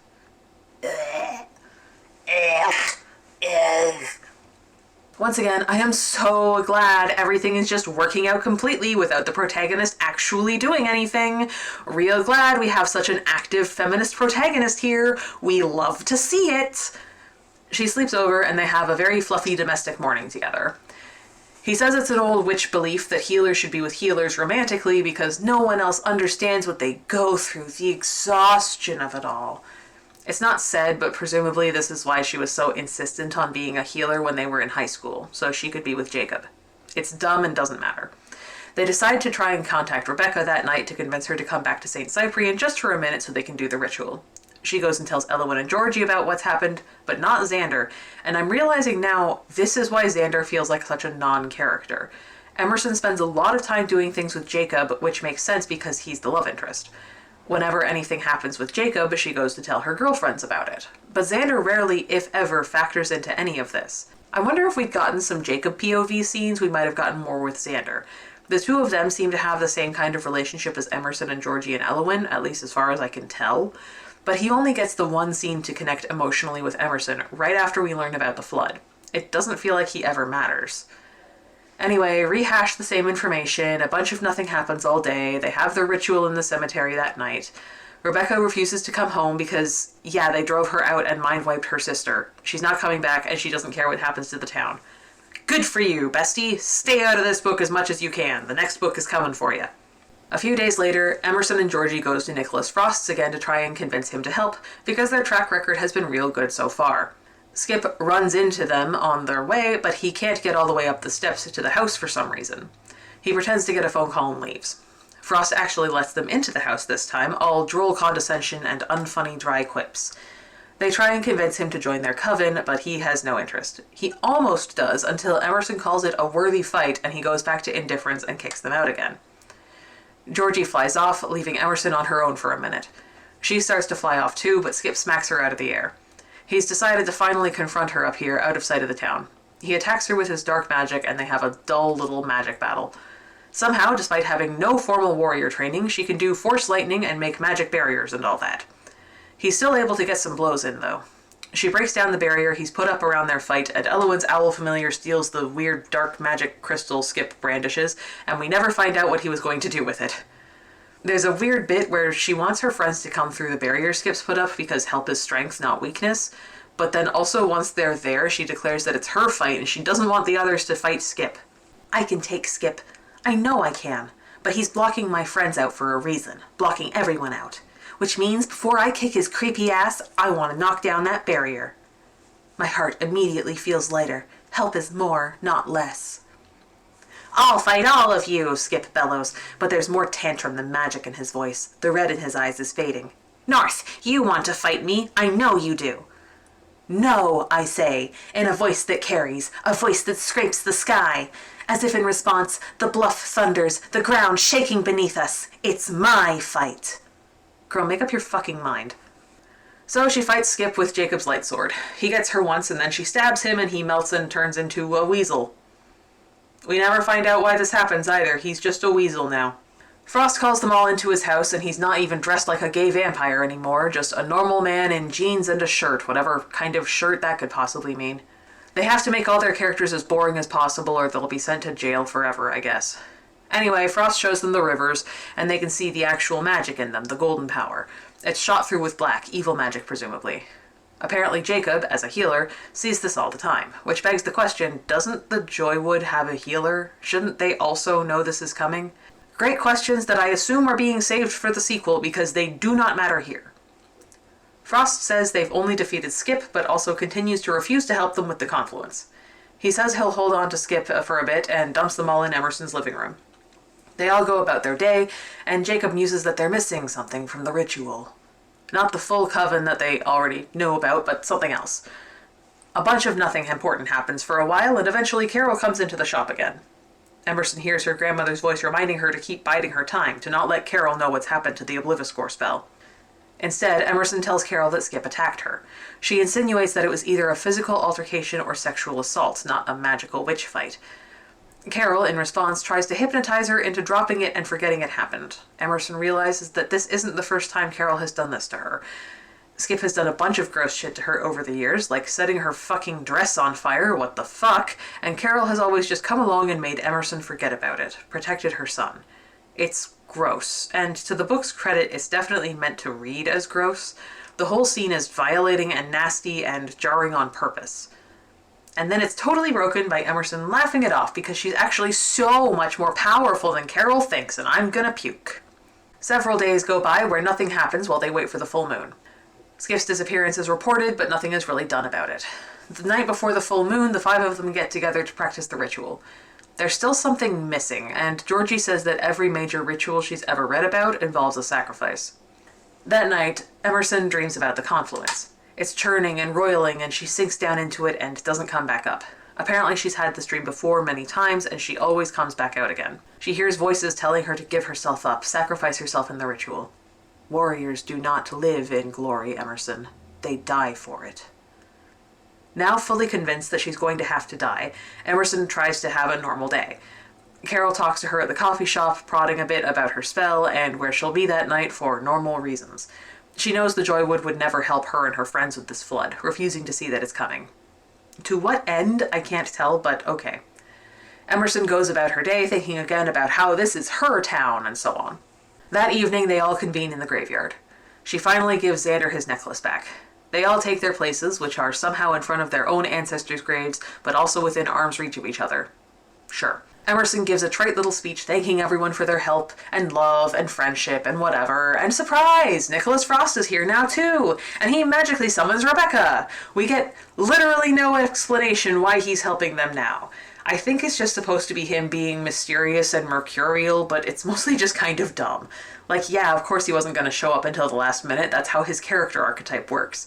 You haven't done enough character work with him for me to actually be glad or excited to see him, though. I had more of an emotional reaction to Doku Doku Dan turning on their boss in the penultimate episode of Idol Warriors Miracle Tunes than I did to this. Fucking Doku Doku Dan! Rebecca waffles a bit and is clearly pissed at being brought here against her will, but of course she helps. Now that they have a full coven, they start the ritual. They make a big column of light and smash it into the confluence. It's very impressive and powerful, and it does nothing. Emerson says she's going into the confluence herself, and everyone argues about it for a bit before she goes anyway, because fate or something. She goes diving into the darkness, and it's cold and awful. She starts seeing visions of her younger self, always drawn to the river, always apart from everyone, because this has always been her destiny, to die alone, holding back the dark. This is what she's for. Cassie's voice cuts through it, being a sarcastic asshole as usual. She reminds Emerson that she's actually not alone, and the voices in her head are the darkness drawing on her fears, because of fucking course they are, what else would they be? I am greatly summarizing here because this whole thing goes on for ages before Emerson finally psychically calls her friends for help. It takes a lot of work and effort, but she does manage to finally summon all her power. I curl my hand around it, use all that is inside me to crush it in my hand, pouring all my power into its destruction. It screams, it fights, it pours into me that frigid fire. It consumes me, it conquers me, but I only crush it harder. So it didn't conquer you then. That's not what that means. Anyway, they did it. Yay! And Emerson goes comatose from all that. She's fine, of course. This isn't the kind of book that actually kills off its protagonist. How dumb do these people think I am? Clearly pretty dumb if they're writing stuff like this. My head is elevated and cradled in Georgie's lap. Rebecca is holding my left hand, her free hand in a fist. Elowen has my right. Xander and Frost are chanting, words I dimly recognize. And Jacob pours his healing power into me, a bright beam like salve and benediction on fire. I suck in a deep, rattling breath and manage to open my eyes. How did you describe all that with your eyes shut, Emerson? So the day is saved. Emerson and Rebecca have a bittersweet goodbye before Frost sends Rebecca home, and Emerson tells Frost he's one of them now before he leaves dramatically. Or as dramatically as this book can manage, which is gone between blinks. Not even a flash of light or puff of smoke. It's pathetic, honestly. They all go back to Jacob's to rest up before dealing with the Joywood, who will probably mobilize around midnight, so they've got a few hours. They drink witch tea and have inane conversation, and Jacob and Emerson go up to his room to sleep. Emerson brings up marriage out of fucking nowhere, and I actually groaned out loud reading it for the first time. A ring appears in his free hand. It's stunning. It's historical and charming, bold and magical. A center diamond gleams like hope, surrounded by clusters of sapphires and more diamonds, all of it looking regal and very nearly floral. Mine. I know it's mine. The organized woman in me, who has already researched everything and anything pertaining to weddings on the off chance I'd have one someday, knows this ring is in the Georgian style. Oh, fuck all the way off. Look, I'm not opposed to a romance novel ending in a wedding or engagement. I've got a lot of thoughts about marriage as an institution, but whatever, that's not the issue here. You're gonna look me dead in the eyes and tell me she's researched weddings so thoroughly, a thing which has literally never come up, not once before this very moment, that she can identify the style of this historic ring at a glance? Fuck yourself. I hate this goddamn book. Anyway, they're engaged now, and everything is wonderful. Hip hip hip hooray! Jacob tells her a story his mom told him, an old healer tale passed down for generations. This great healer and a great warrior met, and even though they both decided not to marry so as to devote themselves to the people who needed them, wound up falling in love and getting married. So it's totally okay for them to get hitched even though she's not a healer. Okay. I feel like it would have been okay to do either way, to buck tradition that wasn't helping them and would only bring them misery, but that seems like too progressive of a theme for this book, so it's actually been a traditionally okay relationship the whole time. Then, literally 6 paragraphs to the end, the Joywood teleport around the house. They're here to do their mind wipe or whatever, and Emerson ends the book like this. The Joywood have come to play, but unlike my beloved Sarah Wilde, may she rest in power, I intend to win. The absolute fucking audacity to refer to your fictional dead white ancestor with the phrase rest in power, a saying coined specifically in response to the murder of a black man by police and heavily associated with the Black Lives Matter movement. Horrible. Crane and Helm have absolutely zero socio-political awareness, and that's the most charitable read here. Big yikes bullshit aside, this also reads like an unintentional dunk on Sarah. Unlike Sarah, I intend to win. Yeah, sucks to suck, I guess. Fuck you, Grandma. What are we doing here? I need a break. I'm getting a drink of water. Maybe a snack. I hate it here.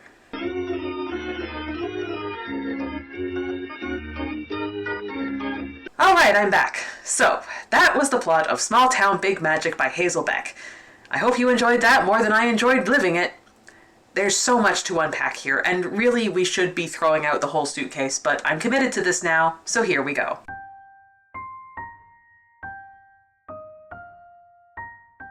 First, let's get this out of the way. This world building is bad and stupid. I'm a fantasy reader first and foremost. It's my favorite genre. I'm perfectly willing to suspend my disbelief and go along with magic being real or a fairly loosey-goosey magic system. It's whatever. Not everything has to have the most hyper-structured, hard science type of magic system ever.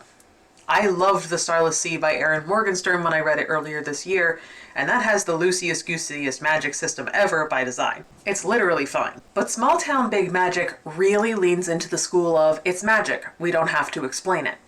There are rituals and crystals and sacrifices and stuff, but those are only relevant when the authors need them to be. Georgie is super into crystals, but we, the audience, never learn why they're important or how they work, just that Georgie uses them for things. No one else really does, just Georgie. Elwyn, and occasionally Jacob, make teas and do herbology type shit, but there's nothing to indicate why that works.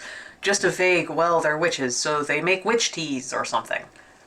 Almost no magic takes any actual effort after the first couple tries for Emerson. She just waves her hands and things happen. Most spells require no verbal, material, or somatic components. Not to show my ass as a former D&D player here, it's all literally just willing things to happen. Using magic to cook a meal, for example, doesn't seem to require that you have all the necessary ingredients. You just wave your hands and will pancakes into existence. Emerson has no problems picking up magic and new spells and abilities outside of her initial shock reaction. You can make the argument that it's all muscle memory since she did learn all this stuff once before, but it's boring as shit to read about. It's magic. We don't have to explain it. Then, of course, there's the different types of witches. I don't necessarily mind this as a world-building thing. There are 7 types of witches, each with a certain specialty, and a full coven requires all 7. Fine. No issues there. The problem is how banal it all is. Georgie is a historian. What does that mean? It means she likes old books, and she's the one everyone turns to for looking up rituals and other magic stuff. Jacob is a healer. That means he heals people. Xander is a guardian. That means he runs a boat. What? Sorry, I'm genuinely still unsure what his deal is, even at the end of the book. In a book full of paper-thin characters, Xander was a wisp of rice paper cut into the vague shape of a man. This book is filled with a lot of what I like to call ta-da world-building. Ta-da world-building is anything where the creators, whether they're a GM making a homebrew campaign setting, artist making a webcomic, or the authors in this case, have clearly not thought out the implications further than being able to say, ta-da, isn't this cool? Small Town Big Magic is absolutely rife with this. For example, the bricks. St. Cyprian's streets, or at the very least the historical district, are paved with magical bricks that ward off dark magic. There's nothing really wrong with that, I don't think. It's a neat bit of lore. The issue comes with the fact that there are other bricks illusioned over top of the magic ones for no adequately explained reason. But I can't focus on the disruption to my routine that, obviously, could only have been caused by a supernatural occurrence like the one earlier, complete with monsters, since a plan has power and I stick to mine. Because something about the bricks beneath my feet feels all wrong. I'm overcorrecting for dips and unevenness that I see but don't feel beneath my feet. Georgie takes my arm. It's a mask. They're all over the place. When it comes to masks and glamours, you'll need the words. Just say, reveal to me what I should see, and you'll see the real bricks, not just feel them. I repeat Georgie's words and the bricks are suddenly different. The same, but not. The old bricks I thought I knew so well, cracked and worn, are even and practically gleaming, like they haven't aged in the century since they were put down. This paragraph is immediately followed by Georgie talking about something totally unrelated, and the fact that the bricks are hidden by a glamour is never mentioned again. Why are the real bricks magically hidden? Is it because regular humans would be able to see that they're a little too perfect for a little too long and get suspicious? Is it because they actually glow, like Emerson's eyes, before she learns to hide them? Is it a practical joke that the witches play on the humans because they hold a centuries-long grudge about Salem? Congratulations, you have put more thought into this than the authors did. The actual answer is, we hid the bricks with magic! Ta-da! There is no explanation. There's literally no reason whatsoever to have included this detail. It never comes up again. The bricks themselves are important. Characters are frequently talking about how certain spaces are safe for Emerson to be on because they're on the bricks. But we never learn why they were hidden, and it's never important for a plot point. It doesn't even seem like it's setting something up for a sequel. It just is. The familiars are the same way. Every witch gets a familiar, which is fine, but they're so uninteresting and add so little that I regularly forgot they were around. Is that just because Emerson couldn't have hers around so no one would know she'd reawaken her magic, and therefore the familiar who should have the biggest presence has almost none? Maybe. Either way, it sucks. The main things we see them used for are the gang keeping tabs on Emerson as she goes around town, and Emerson contacting her coven through her familiar Cassie in the finale. The familiars could have been cut entirely and we would have lost basically nothing. You can come up with other ways for the gang to watch out for Emerson or for Emerson to ask for help fighting in the confluence. Other than that, all they really added was an allegedly cool set piece of Jacob fighting with his stag, Murphy, and a bunch of unfunny, snarky dialogue from Cassie, both of which could be cut with no consequence. Also, returning to that example for a moment, this is the lamest possible way to do magic words that has ever existed in fiction. There are a ton of ways to make magic words happen in a fantasy novel. You can go the Faco-Latino route or just make up words that sound vaguely magical and call it a day. You can hide it in the narration, especially if verbal components aren't a huge part of casting like they are in this book, by saying things like, he muttered a basic cleaning spell under his breath, or she shouted a word of power. They even do that a couple times for rituals in this book. Or maybe you can go full Jolkin, Rolkin, Rolkin, Tolkien and make up an entire language of magic with its own grammatical rules, or take the Zatanna route and say words backwards, or mixed up, or in Pig Latin. Saying a cutesy little rhyming phrase like this is some fucking Hanna-Barbera shit. I'd expect this kind of thing from He-Man, or Scooby-Doo, or My Little Pony, or whatever, not a novel specifically meant for grown adults with a group of protagonists who are all 28. The magic in your average Precure season is given more dignity than this. There's also the fact that the non-English words they do give are just straight up Latin. Preceptors are witch teachers, but preceptor is also just the Latin word for teacher. Pubertatum, the magic power test which is all take at 18, just means puberty. Obliviscore, the mind wipe spell, means to forget. They couldn't even be bothered to do Faco-Latino shit, just plop some Latin in there and call it a day.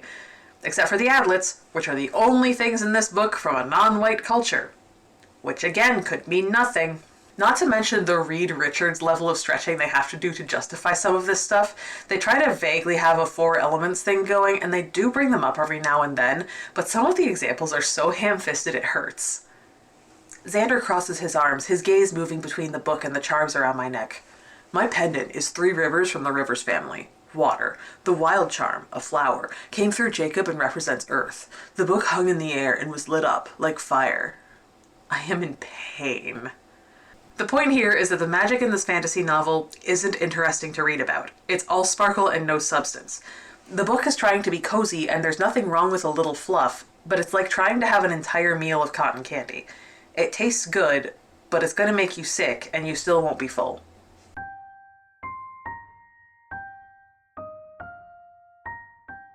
Let's move on from witchcraft to writer's craft. God, I'm so fucking good at transitions. Small Town Big Magic is written very poorly. It loves to have big dumps of information. Whole pages will go by where nothing really happens, but a character or a bunch of characters stand around and explain things we already know. The pacing was horrendous, just all over the place. It's hard to build up a sense of urgency when there are days at a time where nothing of import happens, but the book tries. It fails, but it tries. The whole thing is slow and plodding, trying for a cozy young witch looking for her neighbor's pet cat in the Swiss Alps vibe, as well as an extremely urgent end-of-the-world plotline, and you can't really have both here. That's not to say that high stakes with chill atmosphere can't be done. Bookshops and Bone Dust by Travis Baldree did this well, in my opinion, balancing the cute bookstore management aspect of the story with the super powerful evil necromancer background plot. It's just not well done here. Like I said, though, the actual craft of writing is extremely bad, too. There are so many single-sentence paragraphs that it started to make me insane. I went through the entire first chapter, all 17 pages, and how many single-sentence paragraphs do you think there were? I'll give you a second to think.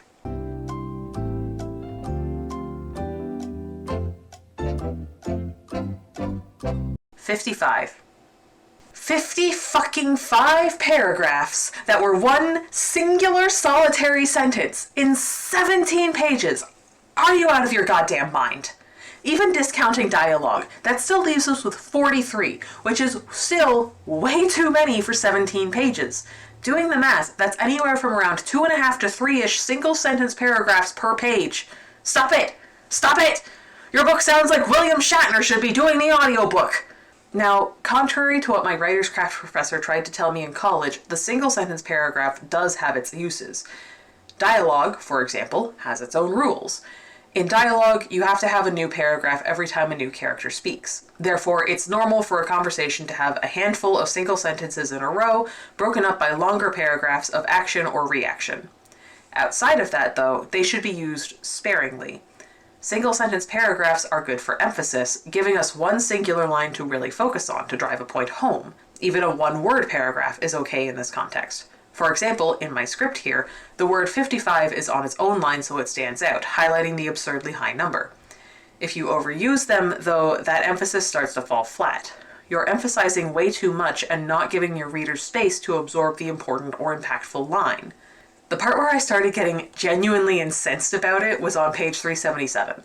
It was already bugging me before that, of course, but by this point I was marking pages and taking notes. I knew I was going to be talking about this incessantly. There are 6, count them, 6 single sentence paragraphs in a row. Because whatever else Carol Simon and Maeve Mather might be, they're small. Tiny. I am not. So no, the Joywood aren't going to help. It's up to me and my friends to save St. Cyprian.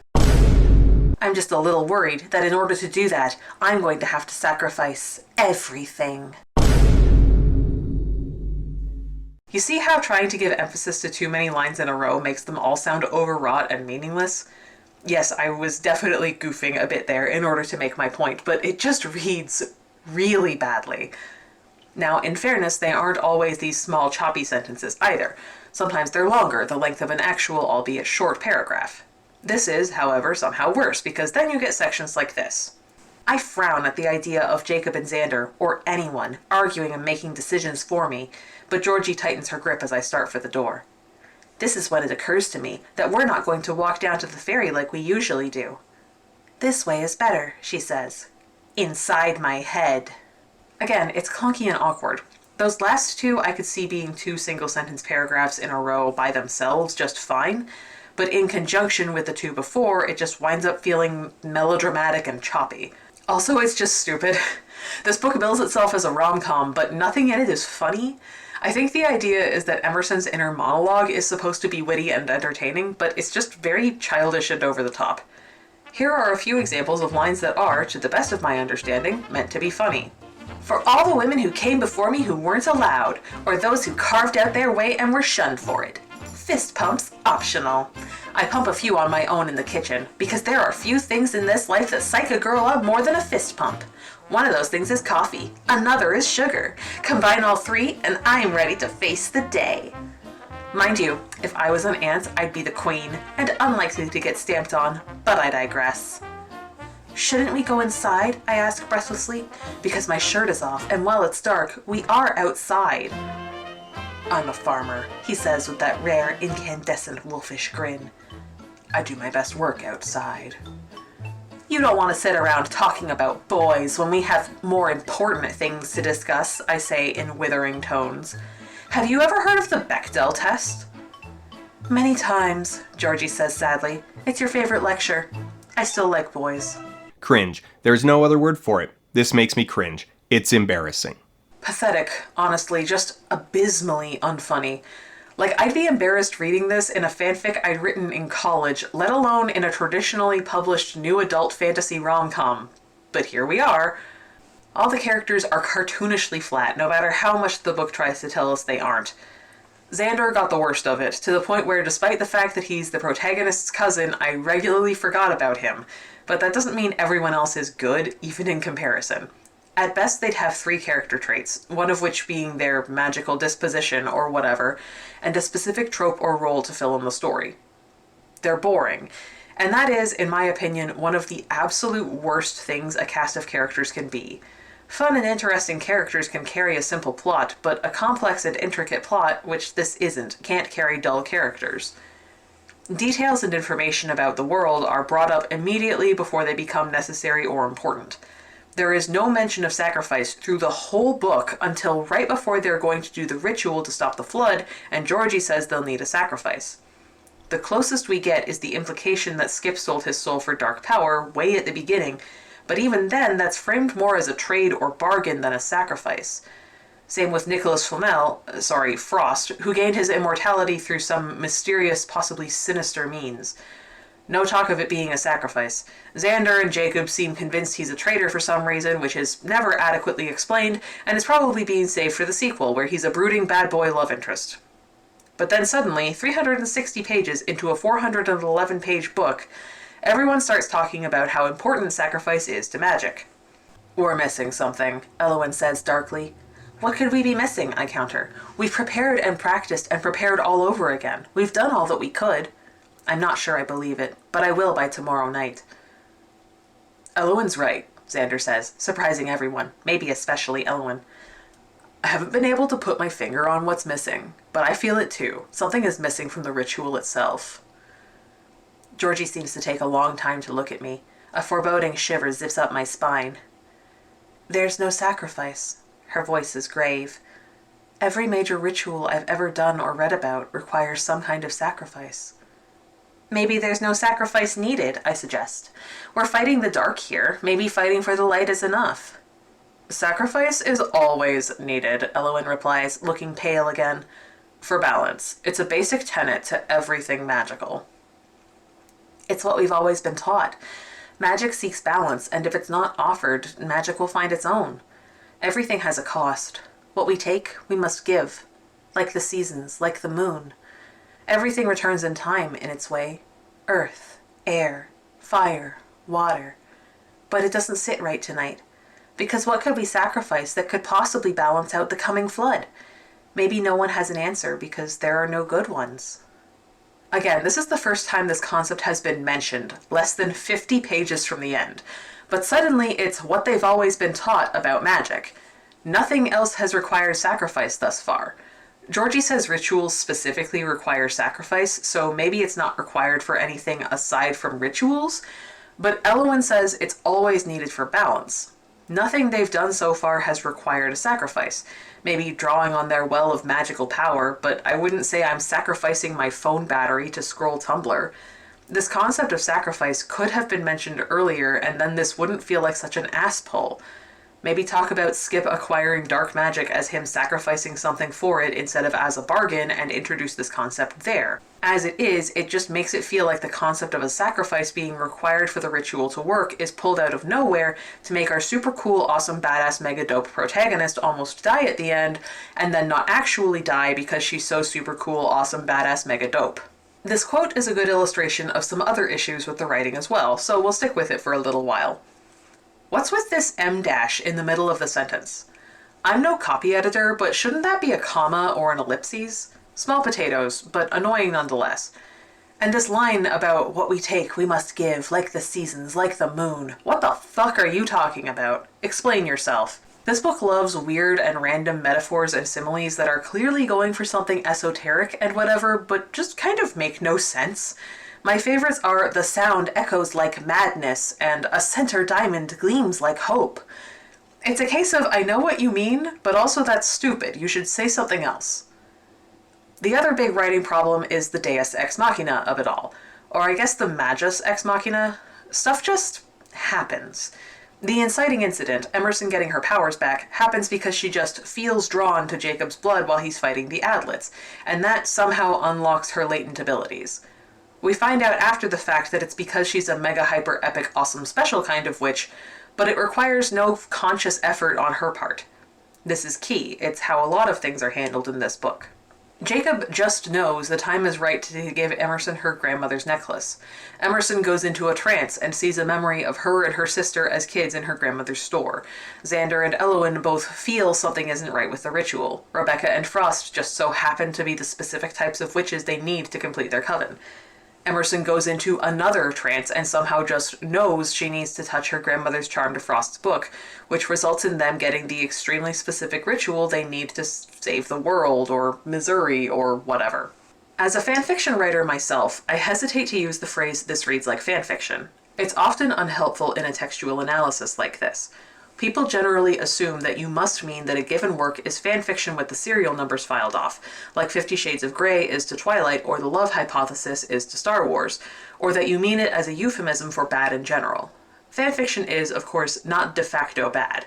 However, it is amateur by definition, amateur here used to mean one who engages in a pursuit, study, science, or sport as a pastime rather than as a profession. Fanfic kind of has to be amateur, legally speaking. Because of this, there are fewer eyes on it before publication, and it tends to have mistakes or problems that something that was looked over by a professional editor might not have. In this way, this book is definitely a case of reads like fanfiction. One of the nice things about writing fanfic is that you can just kind of jump into the good bits. I don't have to spend 1,000 words explaining what Namekians are or who Yamcha is. You clicked on a Dragon Ball Z fanfiction. You know that stuff already. We can just fast forward to the part where they're exploring space, or making out sloppy style, or whatever the fuck. Small Town Big Magic has a lot of exposition, yes, but there are also a ton of concepts that are brought up that don't get explained, like we're supposed to know them already in the same way that your average DBZ fanfic reader knows what a Super Saiyan is. Case in point, the bricks example from before. We literally never find out why they've been illusioned to look worse. It's just not brought up again. Same with the whole bit about Emerson's grandmother's gravestone randomly having a cat on it during the Adlet attack in the beginning, or the river's illusion to look like there are 2 instead of 3. We're expected to either just blindly accept these parts of the world, or worse, forget about them entirely. The whole like the seasons, like the moon thing is also an example of this. What does that actually mean here? The preceding line is, everything has a cost. What we take, we must give. But the seasons and the moon both go through cycles. You might be able to frame the seasonal cycle as taking from each other in order to give to the next if you really wanted to stretch for it. Spring takes away winter's cold to create its new growth and give water to summer, or something. But that's not what's actually being said. We're expected to either already know what the authors mean by this, at best, or put way more thought than they did into it, at worst. And also, it would be completely insane to say that the lunar cycle has any kind of cost. It's the fucking moon? Like the moon in the fucking sky? Jesse, what the fuck are you talking about? Again, like in a fanfiction where the reader can be generally trusted to not have a throwaway line about Android 16 be labored on because they've seen every episode of Dragon Ball Z, and Kai, and Abridged, and went to see Resurrection F in theaters, and read the entire manga from start to finish twice when they were in high school, and maybe this example is getting a little too specific, we're expected to already know the context for this, but we don't, because there isn't any. It also reads like fanfiction in that it's incredibly unpolished. Again, saying this as someone who actively writes fanfiction. A lot of fanfiction is really not very good, my own included. I wrote some grade A garbage back in college, y'all. It was still better than this. There are so many basic bitch prose issues in this book that I've honestly already kind of been through here. The single sentence paragraphs, the clash in tone, the unfunny comedy. The amateur writing issue that makes this read the most like fanfic, though, is the lack of prep. Why does sacrifice is always important only come up right before it actually matters? Well, if this was being published as a serialized fanfic, you wouldn't be off base to assume the author just hadn't come up with it before then. A lot of fanfiction is written and published on the fly. I'm speaking from experience here. Many are the times where I finished something and then immediately rushed to publish it as quickly as possible. When you're writing a one-shot, that's probably fine. If you're writing a longer story with more chapters and plot, maybe it's less so. It becomes difficult to go back and rework previous chapters to make the new idea make more sense, so you get backfill like sacrifice has always been important actually, or Xander actually felt compelled to lend Emerson his protection necklace and didn't just do it because he was being an overprotective weirdo. You have to do a lot of bonus exposition dumps to make that make sense, and a lot of the time it still feels like it was pulled out of nowhere. Not to mention all the unfired Chekhov's guns the authors leave lying around. The cat on Grandma's gravestone is the big one, but also there's a minor plot point I didn't bring up because it's not super important. Emerson's great-grandfather just walked out of the house one day and threw himself into the river. No one knows why. When Emerson was going through her whole I have to sacrifice myself in the confluence thing, I kept waiting for that to come up again. He made the sacrifice to prevent something terrible from happening, just like she felt she had to. But no, he's never mentioned again. It's very, I wrote a super long fanfic that I published over the course of several months to years and forgot about stuff I put in chapter 4 by the time I was writing chapter 65 core. Ask me how I know.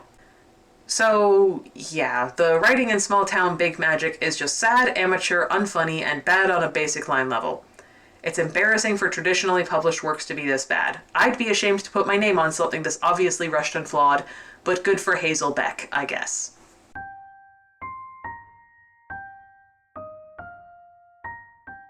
This is really an extension of the character problem I talked about in the last section, but honestly, this is the most wet paper towel of a romance I've seen in a long time. Neither of the characters is very interesting, Jacob especially. He's the grumpy and the grumpy sunshine dynamic they're clearly going for with him and Emerson, but to my understanding, usually the grumpy has something else going on outside of that, right? Not our guy Jacob. He's just grumpy and protective of Emerson and secretly has a heart of gold under all that grump, and that's it. That's his whole deal. Every time I read one of these, I think about A Marvelous Light, and I miss Edwin. Edwin had a complex family dynamic and wasn't super mega ultra powerful and was extremely autistic coded. Jacob is a slab of beef with frown lines. Emerson has more going on by virtue of being the POV character, as well as the reason the audience can have magic explained to them on account of the mind wipe. It's still not good, but it's more. She is, charitably, an independent, organized, community-focused young woman with the needs of others always at the forefront of her mind. At least that's what I assume the authors are going for. In actuality, she's an obnoxious, self-aggrandizing, overbearing know-it-all, and I'm frankly shocked she has any friends. Or even associates. So, like I said, not good, but at least more than Jacob, I'll give her that. With those two as the building blocks of our romance, it's no surprise that the actual romance arc falls totally flat. We are not shown any actual chemistry. We're frequently told that they totally used to maybe have something of a thing for each other back in high school, but nothing in their current relationship seems to have grown beyond that. A big part of that is Jacob trying to stay distant from Emerson emotionally because he feels bad about the whole mind wipe thing, but for the most part the relationship feels told to us. We're told that there's this charge between them. We're told that they're fated or soulmates or whatever, maybe, if fate is real, which it definitely is in the context of this book, and which is a whole other rant. The point is, these two have no chemistry outside of casting intense, longing looks at each other. The book expects us to take their attraction at face value. Romance, as a genre, has specific reader expectations. One of the most important ones is that they must end happily, with a firmly established relationship between equals. Marriage optional, especially in the modern romance, but it's not uncommon for romances to end with a wedding, or at least an engagement. Unfortunately, in this case, it seems like that's being treated as a foregone conclusion. We don't have to do the work to make the leads have any sort of actual attraction. Their relationship is inevitable. They'll just get together eventually anyway. Who cares about establishing a real human connection? Just make the leads fated soulmates and have them give each other heated looks and call it a day. As a lifelong shipper, it bums me out to see romance that just doesn't do anything to establish itself. I should at least be thinking, oh, these bitches are down bad for each other during every interaction, if not kicking my feet and trying to eat the book.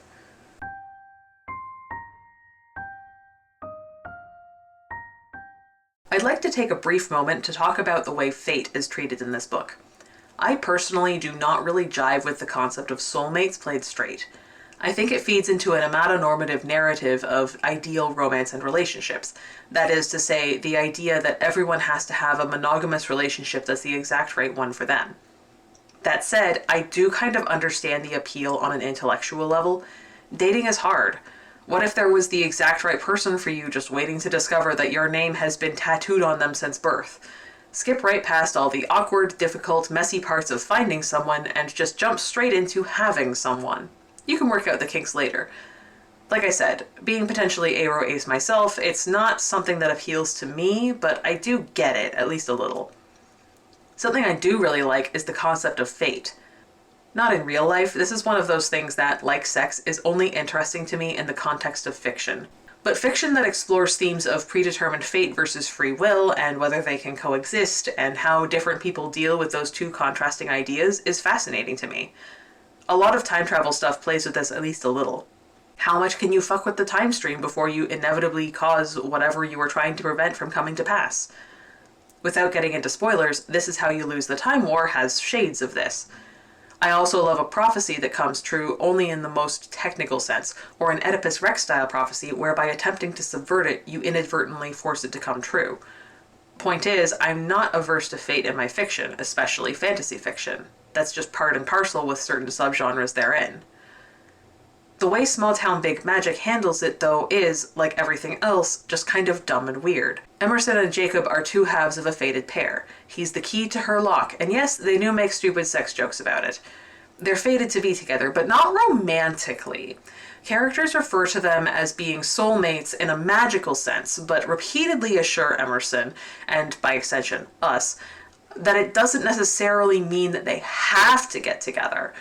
Just that that's why they have to work together and always have each other around all the time. It's totally definitely still a choice for them to love each other. Love is a choice, you see. And even though they're fated, destined, perfect soulmates or whatever, they still have to choose each other. This book is weirdly apologetic about this concept. It feels like the authors are trying to preempt criticism on Twitter from people who find the concept of soulmates creepy.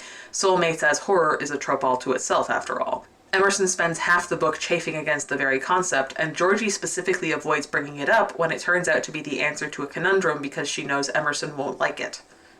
I know you're going to take this like someone is controlling your life and then rail against the emotional labor of expectations or whatever, but that isn't fate, Georgie says. Then what is? I can save my lecture about the tyranny of expectations for another day. The opportunity, she replies. That doesn't make any sense. Life is the opportunity, no fate necessary. No, Georgie replies, her gaze something like stern. Life is life, being alive. Fate is the existence of opportunities that make other things happen. Like, let's say fate made you a lock and Jacob a key. It's not determined that his key will ever find your lock, even if it's meant. You have to do the work and make the choices to... Stick the key in her, Elowen asks, grinning. Choose each other, Georgie says firmly, but she smiles a little as she glances back to me. Where you want things stuck is up to you. This is also another example of poor writing choices. Juvenile sex jokes aside, Georgie's dialogue tag is replies twice in a row, which isn't a huge deal, but the first thing I'd suggest changing were I a copy editor. Also, Georgie's gaze being something like stern is an awkward way to phrase this imagery. Just say she looks stern, or if you don't want to say that for whatever reason, describe what it is in her actual facial expression that looks that way. Hard eyes, pinched brows, set jaw, pointed look. Something like stern doesn't tell us anything. Also, you'll notice that this important concept is only now being brought up for the first time, halfway through the book. It's slightly more excusable in this case since, again, they didn't want to mention it because they knew Emerson wouldn't like it. Still, it showcases a pattern of bad writing that culminates in a frustrating overall read. Small Town Big Magic tries to have it both ways. Fate is both real and the most important driving force behind the world, and also something that can be ignored or forgotten. Nowhere does the hand of the author show more, I think, than when the characters are talking about fate. It feels less like an inherent, coherent part of the world, and more like a thing they can use to get the main characters to be important to each other. It uses the worst aspects of the most boring soulmate AU fanfic you've ever read to justify having fate be the driving force behind the choice feminism protagonist getting together with her destined man. Speaking of choice feminism,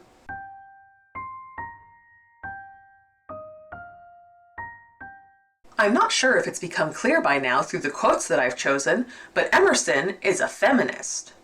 That's being too nice. Emerson is an SJW caricature that was tired in 2014. This girl literally cannot go a single page, nay, even a few paragraphs, without spouting some sort of buzzy pop feminist aphorism. Everything has to relate back to how much of a hashtag girl boss she is. Her friends know how much she rants about feminism to the point where they just kind of ignore her while she does it. And so on, meaning sex. He clears his throat. Possibly. I roll my eyes. Don't be missish about it. That's not what I'm being, since I'm not a 12-year-old girl. 12-year-old girls are fierce and fantastic, Jacob, so we can agree. You are not one, poised on the cusp of womanhood and hovering on the verge of entering a society that will do its level best to make her hate herself, yet still capable of joy and childlike wonder. He knows me, so he ignores that small rant as he gets to his feet. Maybe this sounds weird coming from someone who just used the words nay and aphorism in the same sentence, but holy fucking shit, no one talks like this! Also, bestie, according to Merriam-Webster, missish means appropriate to or characteristic of a young girl. You brought it up, dipshit. You're the one who specifically used a word associated with young girls to insinuate that Jacob was being a prude. Emerson's whole internal monologue is like this, along with more than half her dialogue.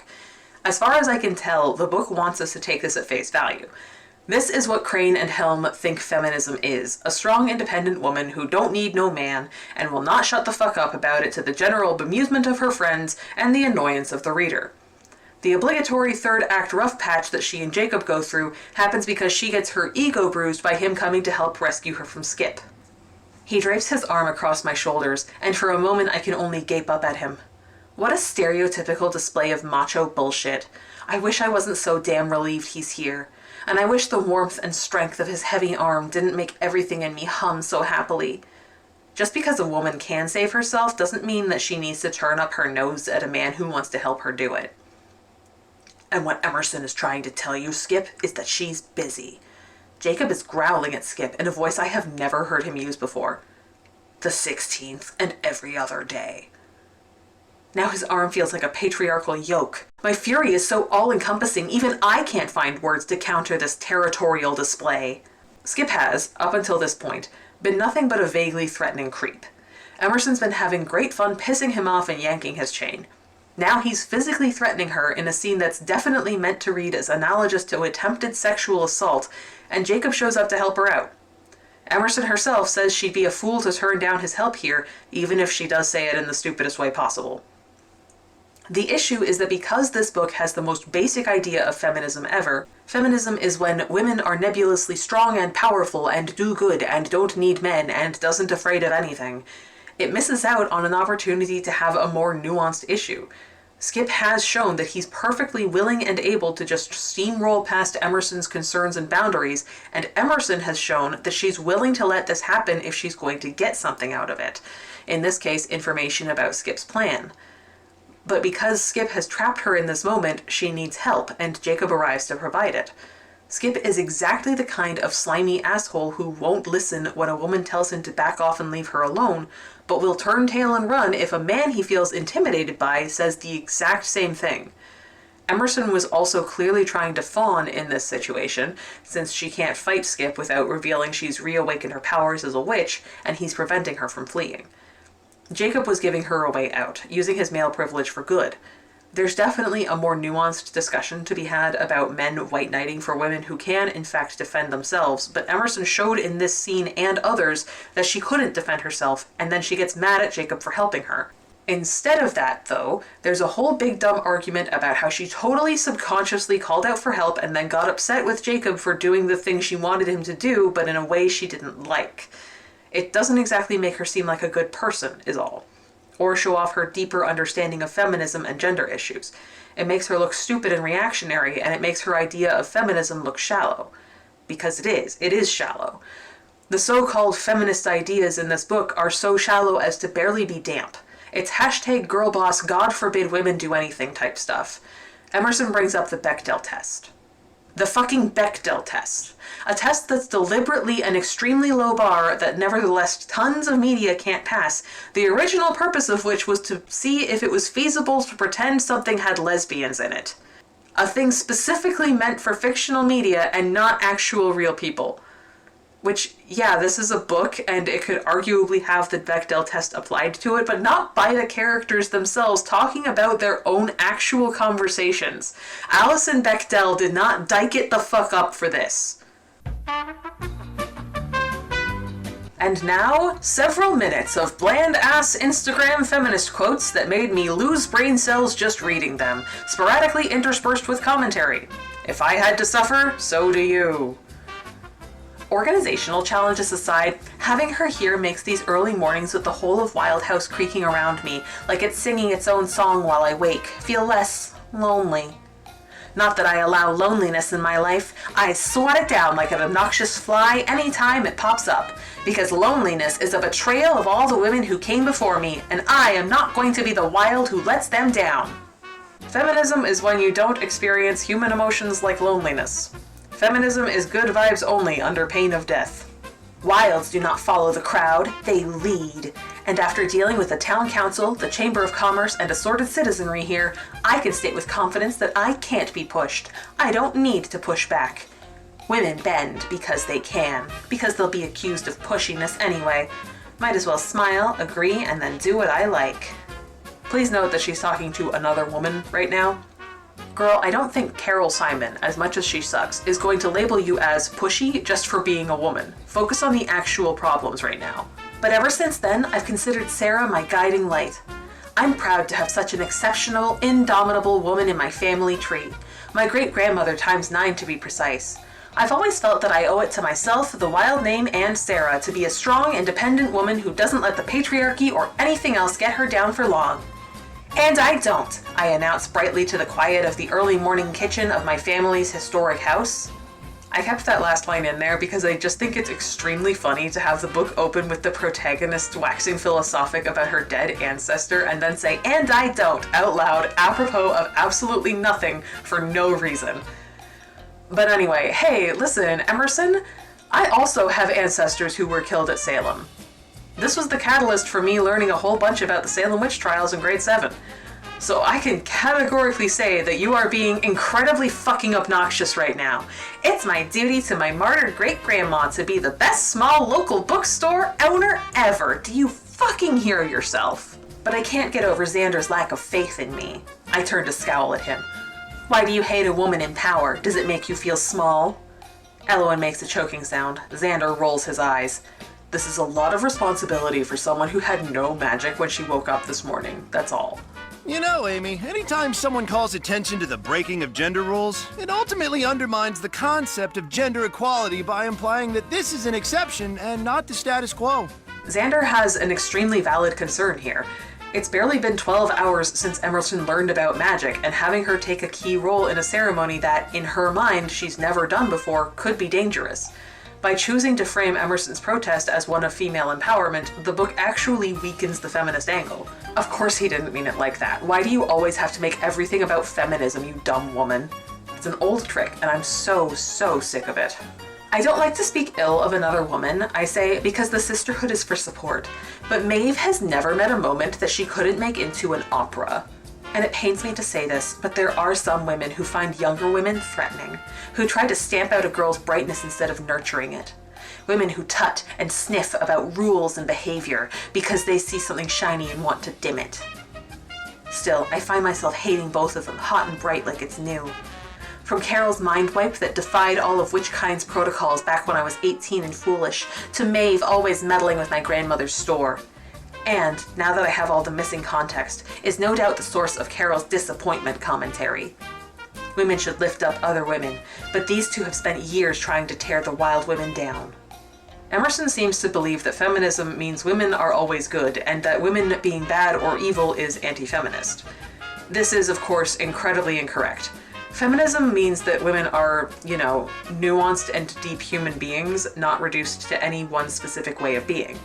It is anti-feminist to insist that women are ontologically bad and evil, yes, but it is also wrong to insist that all women are good by virtue of being women, and that if a woman is bad, it's because she's a worse kind of woman than you. That way lies turf shit. Also, she does. She absolutely does speak ill of other women. Not just here, but other places too. Literally on the first page of the book, she refers to sad YouTube videos from disaffected teens with too much eye makeup. Later, when trying to convince Jacob of the joys of goat yoga, she brings up the lithe suburbanites in fashionable spandex who usually take part in it, which seems pointed and rude. And when Jacob gives her the charm from her grandmother, she says this: "It looks like a little charm, the kind fluffier women than I've ever been put on bracelets while wearing lots of pastels." I saw someone on Goodreads claim that this was fat phobia because of the fluffier descriptor, but as a fat woman myself, I don't think that's the intention, especially since she later calls back to this descriptor when describing Carol. I think it could be read that way, and that's not great, but I think it's meant more to make fun of women who perform femininity in a way that Emerson doesn't, because she would never describe herself this way. But Emerson is not like other girls. She's better and smarter and more feminist and so fucking full of herself it makes you want to puke. This fluffy women in pastels line is more pointed towards just like regular ass women who happen to like charm bracelets and pastels and feminine clothing.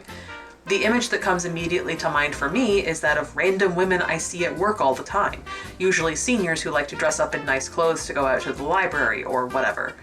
Maybe I'm reading too much into it and it is just being mean about fat people. Either way, Emerson absolutely can, will, and does make fun of other women all the goddamn time while preaching about how the sisterhood is for support. I don't know if she knows what a hypocrite is. Also, we don't have time to diagram every sentence in this whole book or we'll be here for days, but I want you to take a long, hard look at this sentence right here and see if it actually makes any sort of grammatical sense in context with the rest of the paragraph. "Did Skip touch you?" Jacob demands, out of nowhere. I blink, uncomfortable. I feel oddly guilty, even though I've done absolutely nothing wrong. I've talked to Skip like he was a friend rather than a nemesis. And Jacob is demanding to know if he touched me, like his loud romantic possessiveness because of one kiss. It's a patriarchal weaponization of scarcity fear-mongering. And what does this have to do with anything? Yes, we made mad passionate love on the sidewalk while everyone watched. I know what patriarchal weaponization of scarcity fear-mongering is and what it means, and yet this is still just coming off as word salad made from a bunch of phrases the authors picked up from social media. What Emerson means is that Jacob is only being jealous and overbearing because he feels like his claim over her is being threatened. This is a real thing that men do in real life. There are men who view women as sexual conquests or property that they're owed because they're men. However, the fact that Emerson immediately jumped to this assumption is asinine. Girl, you know this guy. Is he the kind of guy who does this kind of bullshit? Not to not all men here, but if men in my life who I know well or trust, family or friends, say something like this, I generally think they're worried for my safety. I don't immediately jump to the conclusion that they've actually been misogynist pigs the whole time. I save that reaction for my shithead coworker who I hate because he has said whack shit before. The context for this, of course, is that Skip tried to curse her by holding her hand. Extremely casual physical touch is all that's required for it. So the narrative gets to basically dunk on Emerson for thinking Jacob is being unreasonable because she's a dumbass feminist, while also purporting to have a feminist protagonist. Win-win! I'm not relieved because I think he'll save me. I'm certainly not that patriarchal. But because I really know it's a dream now, a familiar one at that. How many times have I dreamed of Jacob saving me? Or the reverse. My subconscious is all about equal opportunity saving. When Jacob is involved, anyway. There's only him, the rain. He pulls me to him, and I find myself clinging to a man. Me. But isn't it funny? I don't feel powerless. I don't feel less. I don't feel swept away because I'm losing some part of myself. I wrinkle my nose. Such male drama, Skip. You're too funny. I think you know as well as I do that witchcraft is nothing more than a patriarchal construct to undermine female power and punish feminine wisdom. But in case he doesn't, I hold forth on the topic as we wait for the bill, and then I graciously let him pay for my dinner. And magical immortality can't disguise the fact that Nicholas Frost is, beneath it all, just a man. And I have spent my entire life in training for the handling of difficult men. Like every other woman alive. I eat toxic masculinity like candy. God, I already blew my one use of the Dan Olsen cringe clip for this video. I can't just keep using that. My face heats. You're an adult woman, Emerson, I tell myself sternly, and shame is a tool of oppression. Adult women have lovers spend the night at their house without getting all red-faced in front of their best friend about it. Get it together. Sex hardly seemed important when I had a whole town to run. Who has time to cater to male egos in the bedroom? I get enough of that in committee meetings, thank you. I'd like to point out that Emerson is, in fact, the president of the Chamber of Commerce, not the mayor, and therefore very much distinctly not actually running the whole town. But anyway, the point I'm trying to make here is how weird this book is about sex. It definitely wants to be a little bit sexy, but also is up its own ass about it. The aloes are not okay, honestly. But we really can't talk about sex in this book without talking about the paragraph. So they're making out and stripping naked in the rain and whatever, and the narration describes the sex in vague sort of terms. He gathers me against him, everything is hot, he's inside me, and oh wow, it's the most bestest she's ever felt, cool, whatever. It's all very par for the course so far. Then it hits you with this.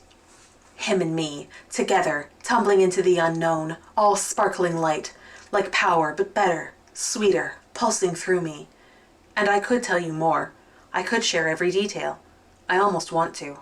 But you know who I am by now. I'm not here for the objectification of women or men, or the glorification of sensuality for consumer commodification.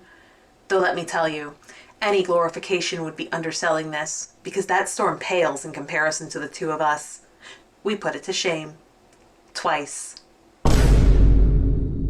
This is the bit that I saw a ton of people being pissed about on Goodreads. And yeah, honestly, for once, I'm right there with them. This is the part that made me sigh, put down the book, and go get my sticky notes because I knew I had to make this review. There's literally nothing wrong with a fade to black or closed door sex scene. I have my own opinions on what makes a good sex scene, of course, but I'm fine with skipping over it entirely and just implying that one happened between paragraphs. I mean, I grew up reading Tamara Pierce books, for fuck's sake. There are a ton of them in Song of the Lioness alone. Alana has 3 different sexual partners in that series before finally winding up with George for good, and the books both express her sexuality and do not contain any explicitly sexual content. What they don't do is reach out at the page to grab the reader by the throat and preach to them how much better and more progressive they are for not including an explicitly detailed sex scene. The whole section really feels like the authors are preening, propping themselves up and saying, look at us, we're so much better and more progressive than other romantasy writers because we don't write smut like those other degenerates. The thing here is that Megan Crane and Nicole Helm have written smut before. Their regular Harlequin fare is absolutely smutty. Not good smut, but smut nonetheless. So it's particularly strange that they've chosen to frame the fade to black sex in this way. Again, it comes off as very hand of the author, better than you because we don't write sex, and I can't imagine that's what they actually meant. But I also have no idea what they were really trying to say. Best case scenario is that this is an extremely misguided it's what my character would do moment. Worst case is they do actually hate writing sex but are contractually obligated to for Harlequin. Most likely, in my opinion, is that they just weren't writing a sexy series for whatever reason with this one, and misguidedly think that this is a genuine feminist argument for not putting explicit sex in a romance novel. I've said it before, and I'll say it again. I love smut. I love to read characters connecting through sexual intimacy. I think it can be incredibly revealing as to the character's relationship, state of mind, history, relationship to intimacy, and all kinds of other stuff. Even outside of that, though, sometimes people find reading smut hot and just want to read a steamy sex scene. There's nothing wrong with wanting to read or write smut. Yes, even that smut. There's also nothing wrong with wanting to write smut into your romance novel. There is something wrong with pretending you're somehow being super ultra progressive by putting down the one you're not doing. Go straight to hell. Not to mention how pretty much everything Emerson brings up in her dialogue or narration that's supposedly progressive or feminist, it gets completely pushed to the side the minute you get to everything about the actual romance. Like, this book is, for all its posturing, heteronormative as fuck. We have, once again, a big strong man and a teeny little woman as per usual. Those are the only 2 sizes that people come in. No short men or tall women, no physically weak men or physically strong women, certainly no fat or non-binary people allowed whatsoever. Emerson is a virgin and Jacob isn't. The Watsonian reason for this, of course, is that Emerson was always just too busy to have sex. It's all well and good for sex to be low on someone's list of priorities. God knows it's not even on mine.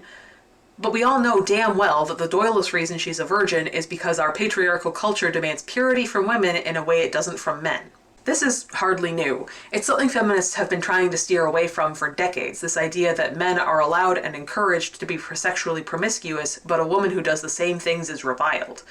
The authors can dress it up all they like, but it's still just more fetishization of female virginity. Jacob is always right about everything. As in the example where he protects her from Skip, he's just always right, and Emerson is hysterical and overreacting. Emerson says he's just trying to be pragmatic and look at things from all angles, but he's constantly shooting her ideas down in a way that's supposed to be frustrating but also sexy, I think, but mostly just comes across as condescending. I have zero tolerance for this kind of bullshit. The whole thing just gives performing heteronormativity, but shaking my head the whole time to show that I'm a good feminist. It's pathetic and sad. And that's not all!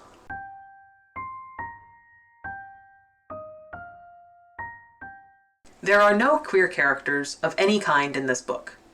There are no people of color of any kind in this book. Small Town Big Magic has no disabled, fat, immigrant, or otherwise minority characters of any kind.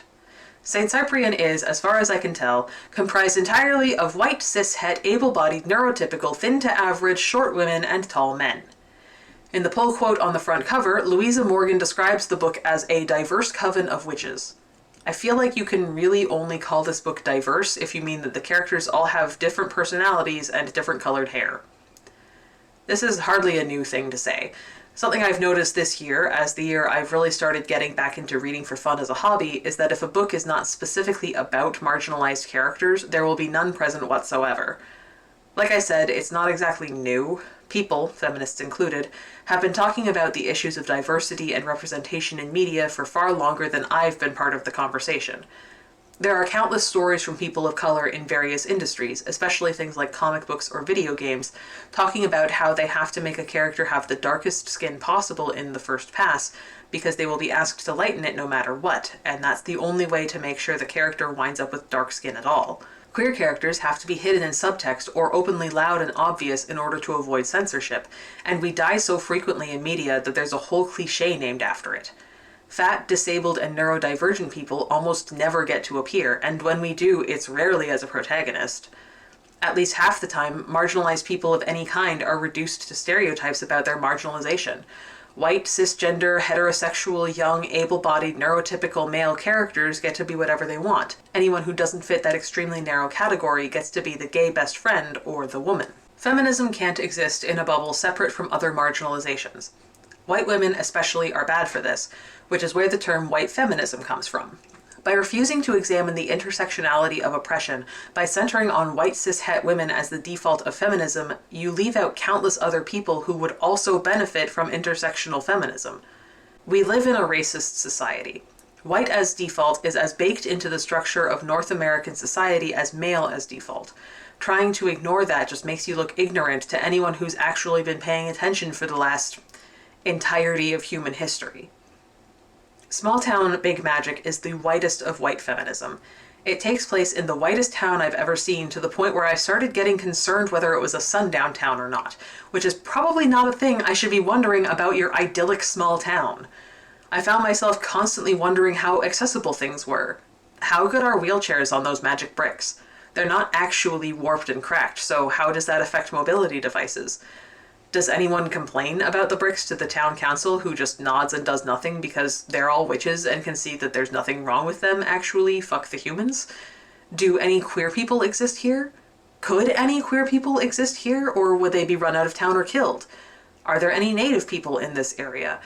Do they have their own magical traditions? Are they not allowed in St. Cyprian? Sure, the town was founded by presumably white witches fleeing Puritan oppression in New England, but it's been hundreds of years. 12 generations, according to Emerson's family history. You're telling me that not a single black person has moved here that whole time? No one's been born with some kind of physical malady that requires use of a cane or lost a hand in an accident? No one's trans? I am holding a metaphorical gun to Crane and Helm's heads and metaphorically demanding to know their opinions on trans women right the fuck now. I do not trust them based on their writing here. People, conservatives, often talk about the evil world that the so-called radical left wants. Things like marginalized people existing free from oppression and a drag queen sitting next to a Muslim in a headscarf on public transit. I think St. Cyprian is the kind of world they want. They want a homogenous world where everyone is white, straight, cis, normal. The men are tall and the women are small, and everything is as it should be. The authors have, at best, completely not examined this kind of worldview. They are either uninformed and ignorant, or they're conservatives, and honestly, I'm not sure which is worse.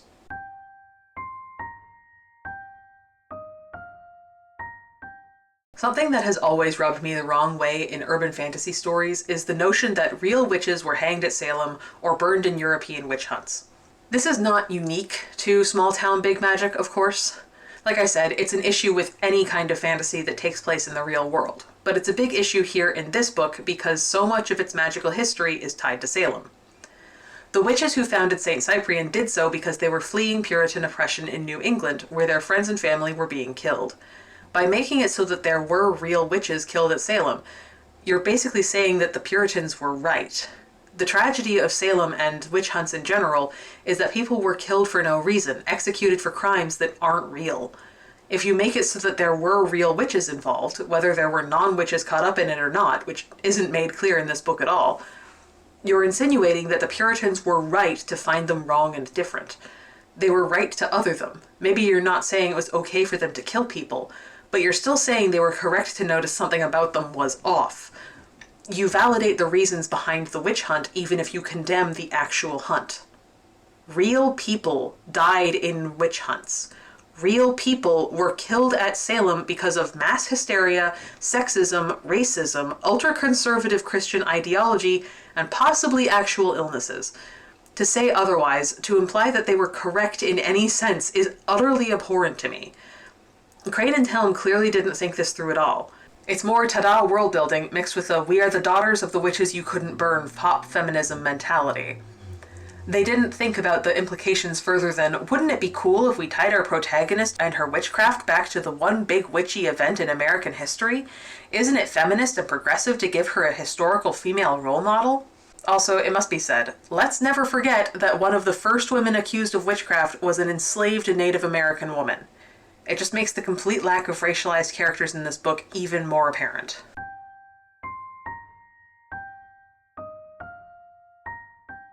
Spelldom, as a concept, isn't inherently bad. Please hear me out. In the hands of better writers, the idea of a magical society that casts out anyone who doesn't fit a specific mold or level of ability as measured by people who have a vested interest in ensuring that the society is kept pure would be a horrific part of the world and the main focus of the plot. This could be a plotline about actual real social justice. It is wrong that when a bunch of people with more power than you decide that there's something wrong with you, they can force you to either leave your community forever or get a magical lobotomy. How the shame of your child being weak and othered in this way forces you to flee your family and community in disgrace. Emerson being falsely labeled Spelldom as a teen because she was considered an enemy of the state should be given far more weight than it is. A group that has the power to deperson people based on a specific attribute has major incentive to start labeling all their enemies, or even just people they don't like, as having that attribute. There are countless examples of this throughout history, and also right now. The easiest historical comparison is hysteria, aka being a woman disease, used to justify institutionalizing or otherwise punishing women who did anything from have epilepsy to talk back to their husbands. A better writer could tie this all together. Emerson is supposed to be a feminist, after all. But I don't think Meghan Crane and Nicole Helm even know who Rosemary Kennedy was. There is so much that could be explored with this concept, but all that ever comes of it is that Emerson thinks a few times how pejorative of a term it is, and that's it. In the hands of a better writer, this could be an interesting metaphor, a powerful statement on the rights of disabled people. In the hands of Hazel Beck, it's just kind of forgotten about.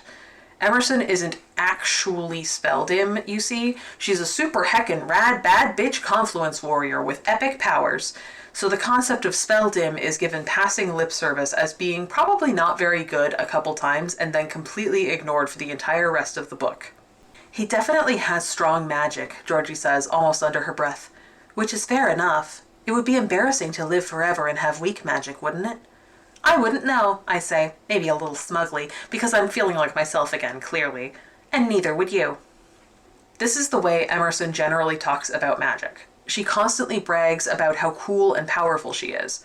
When she does think about the concept of labeling people as lesser for having less magical power, an attribute well outside of their control and used to shun undesirable members of society so as to have a more pure magical world, it's mostly with annoyance that she could ever have been mislabeled that way, and only in passing about how much of a fucked up concept that is. Again, if the writers had any sort of care for this subject, it could be a fascinating commentary on mental illness and disability. But they don't. The only sort of progressiveness to be found the whole book is just that women are good, I guess. It's good when women. Here's the thing. I don't actually think that Crane and Helm did any of this intentionally. I think if you asked them if they were racist or eugenicists, they'd be offended. But in a book that supposedly has a strong, independent female protagonist, there's been zero effort to even consider anyone who doesn't fit an extremely specific life. This is an extremely bland, conservative world they've created, with no room for anyone who isn't white, straight, cisgender, able-bodied, neurotypical, thin, or even dyes their hair blue. For all their posturing, there's nothing progressive here whatsoever. I think they're completely ignorant to that. They have a lot of unexamined biases that they should probably work on before they write any more of this crap. But maybe I'm expecting too much from people who fetishize Italian men and Navy SEALs for a living.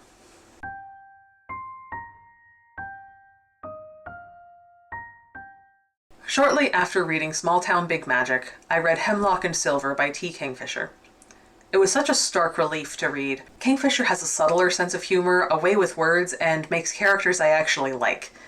The plot pulled me in and intrigued me, and I was reading quotes out loud to my roommate, not to lambast, but in the spirit that the book intended. Kingfisher's heroine, Anya, is exactly the strong, independent woman that Crane and Helm think they've written. Anya is essentially a fantasy toxicologist, a woman with her own career. She's very aware of the status she has as an unmarried woman in her mid-30s. She thinks frequently about women's place in society and the world and how that affects her and others around her, in a way that's actually in keeping with the themes and plot of the novel. Cosmetics? His frown deepened. Snow is a child. Young girls are often eager to play at being grown up, I said. Did the Queen use cosmetics? The king had to stop and think. I suppose she could have, he said slowly. I never thought about it. No, I thought wearily. No, you probably didn't. Noblemen notice beauty mostly by its lack. Women know they are only as powerful as their face, and so they will slather poisons into every wrinkle, merely to keep what little power they have. I have to be pleasant tonight, I remind myself, turning my back on the staircase. While women should never have to be pleasant as some kind of currency for male approval, I know that's the only thing that's going to get Skip to slip up. The nicer I am, the more information he'll accidentally give me, because he expects me to be demanding. And shrill, the all-purpose word to describe a woman's opinions when men don't like them. See also, when women have opinions at all. Small Town Big Magic is a bad book. But worse than that, it's a bad book that tries.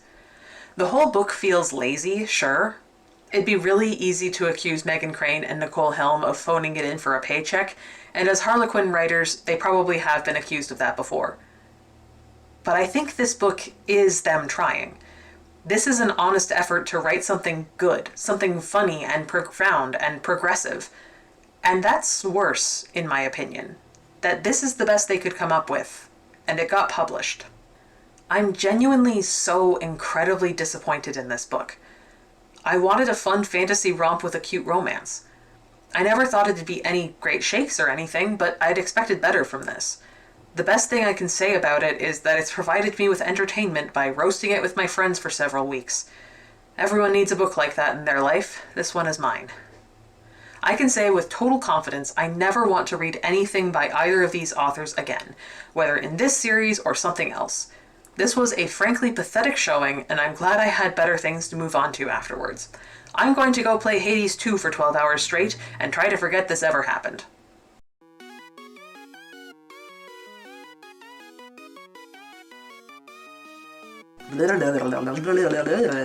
Picnics and such, rather than just a few dozen tree enthusiasts. Ooh. Emerson struggles to talk. Xander leaves Jacob. Damn. Fucking Jacob's ex too, huh? And goes on about how important.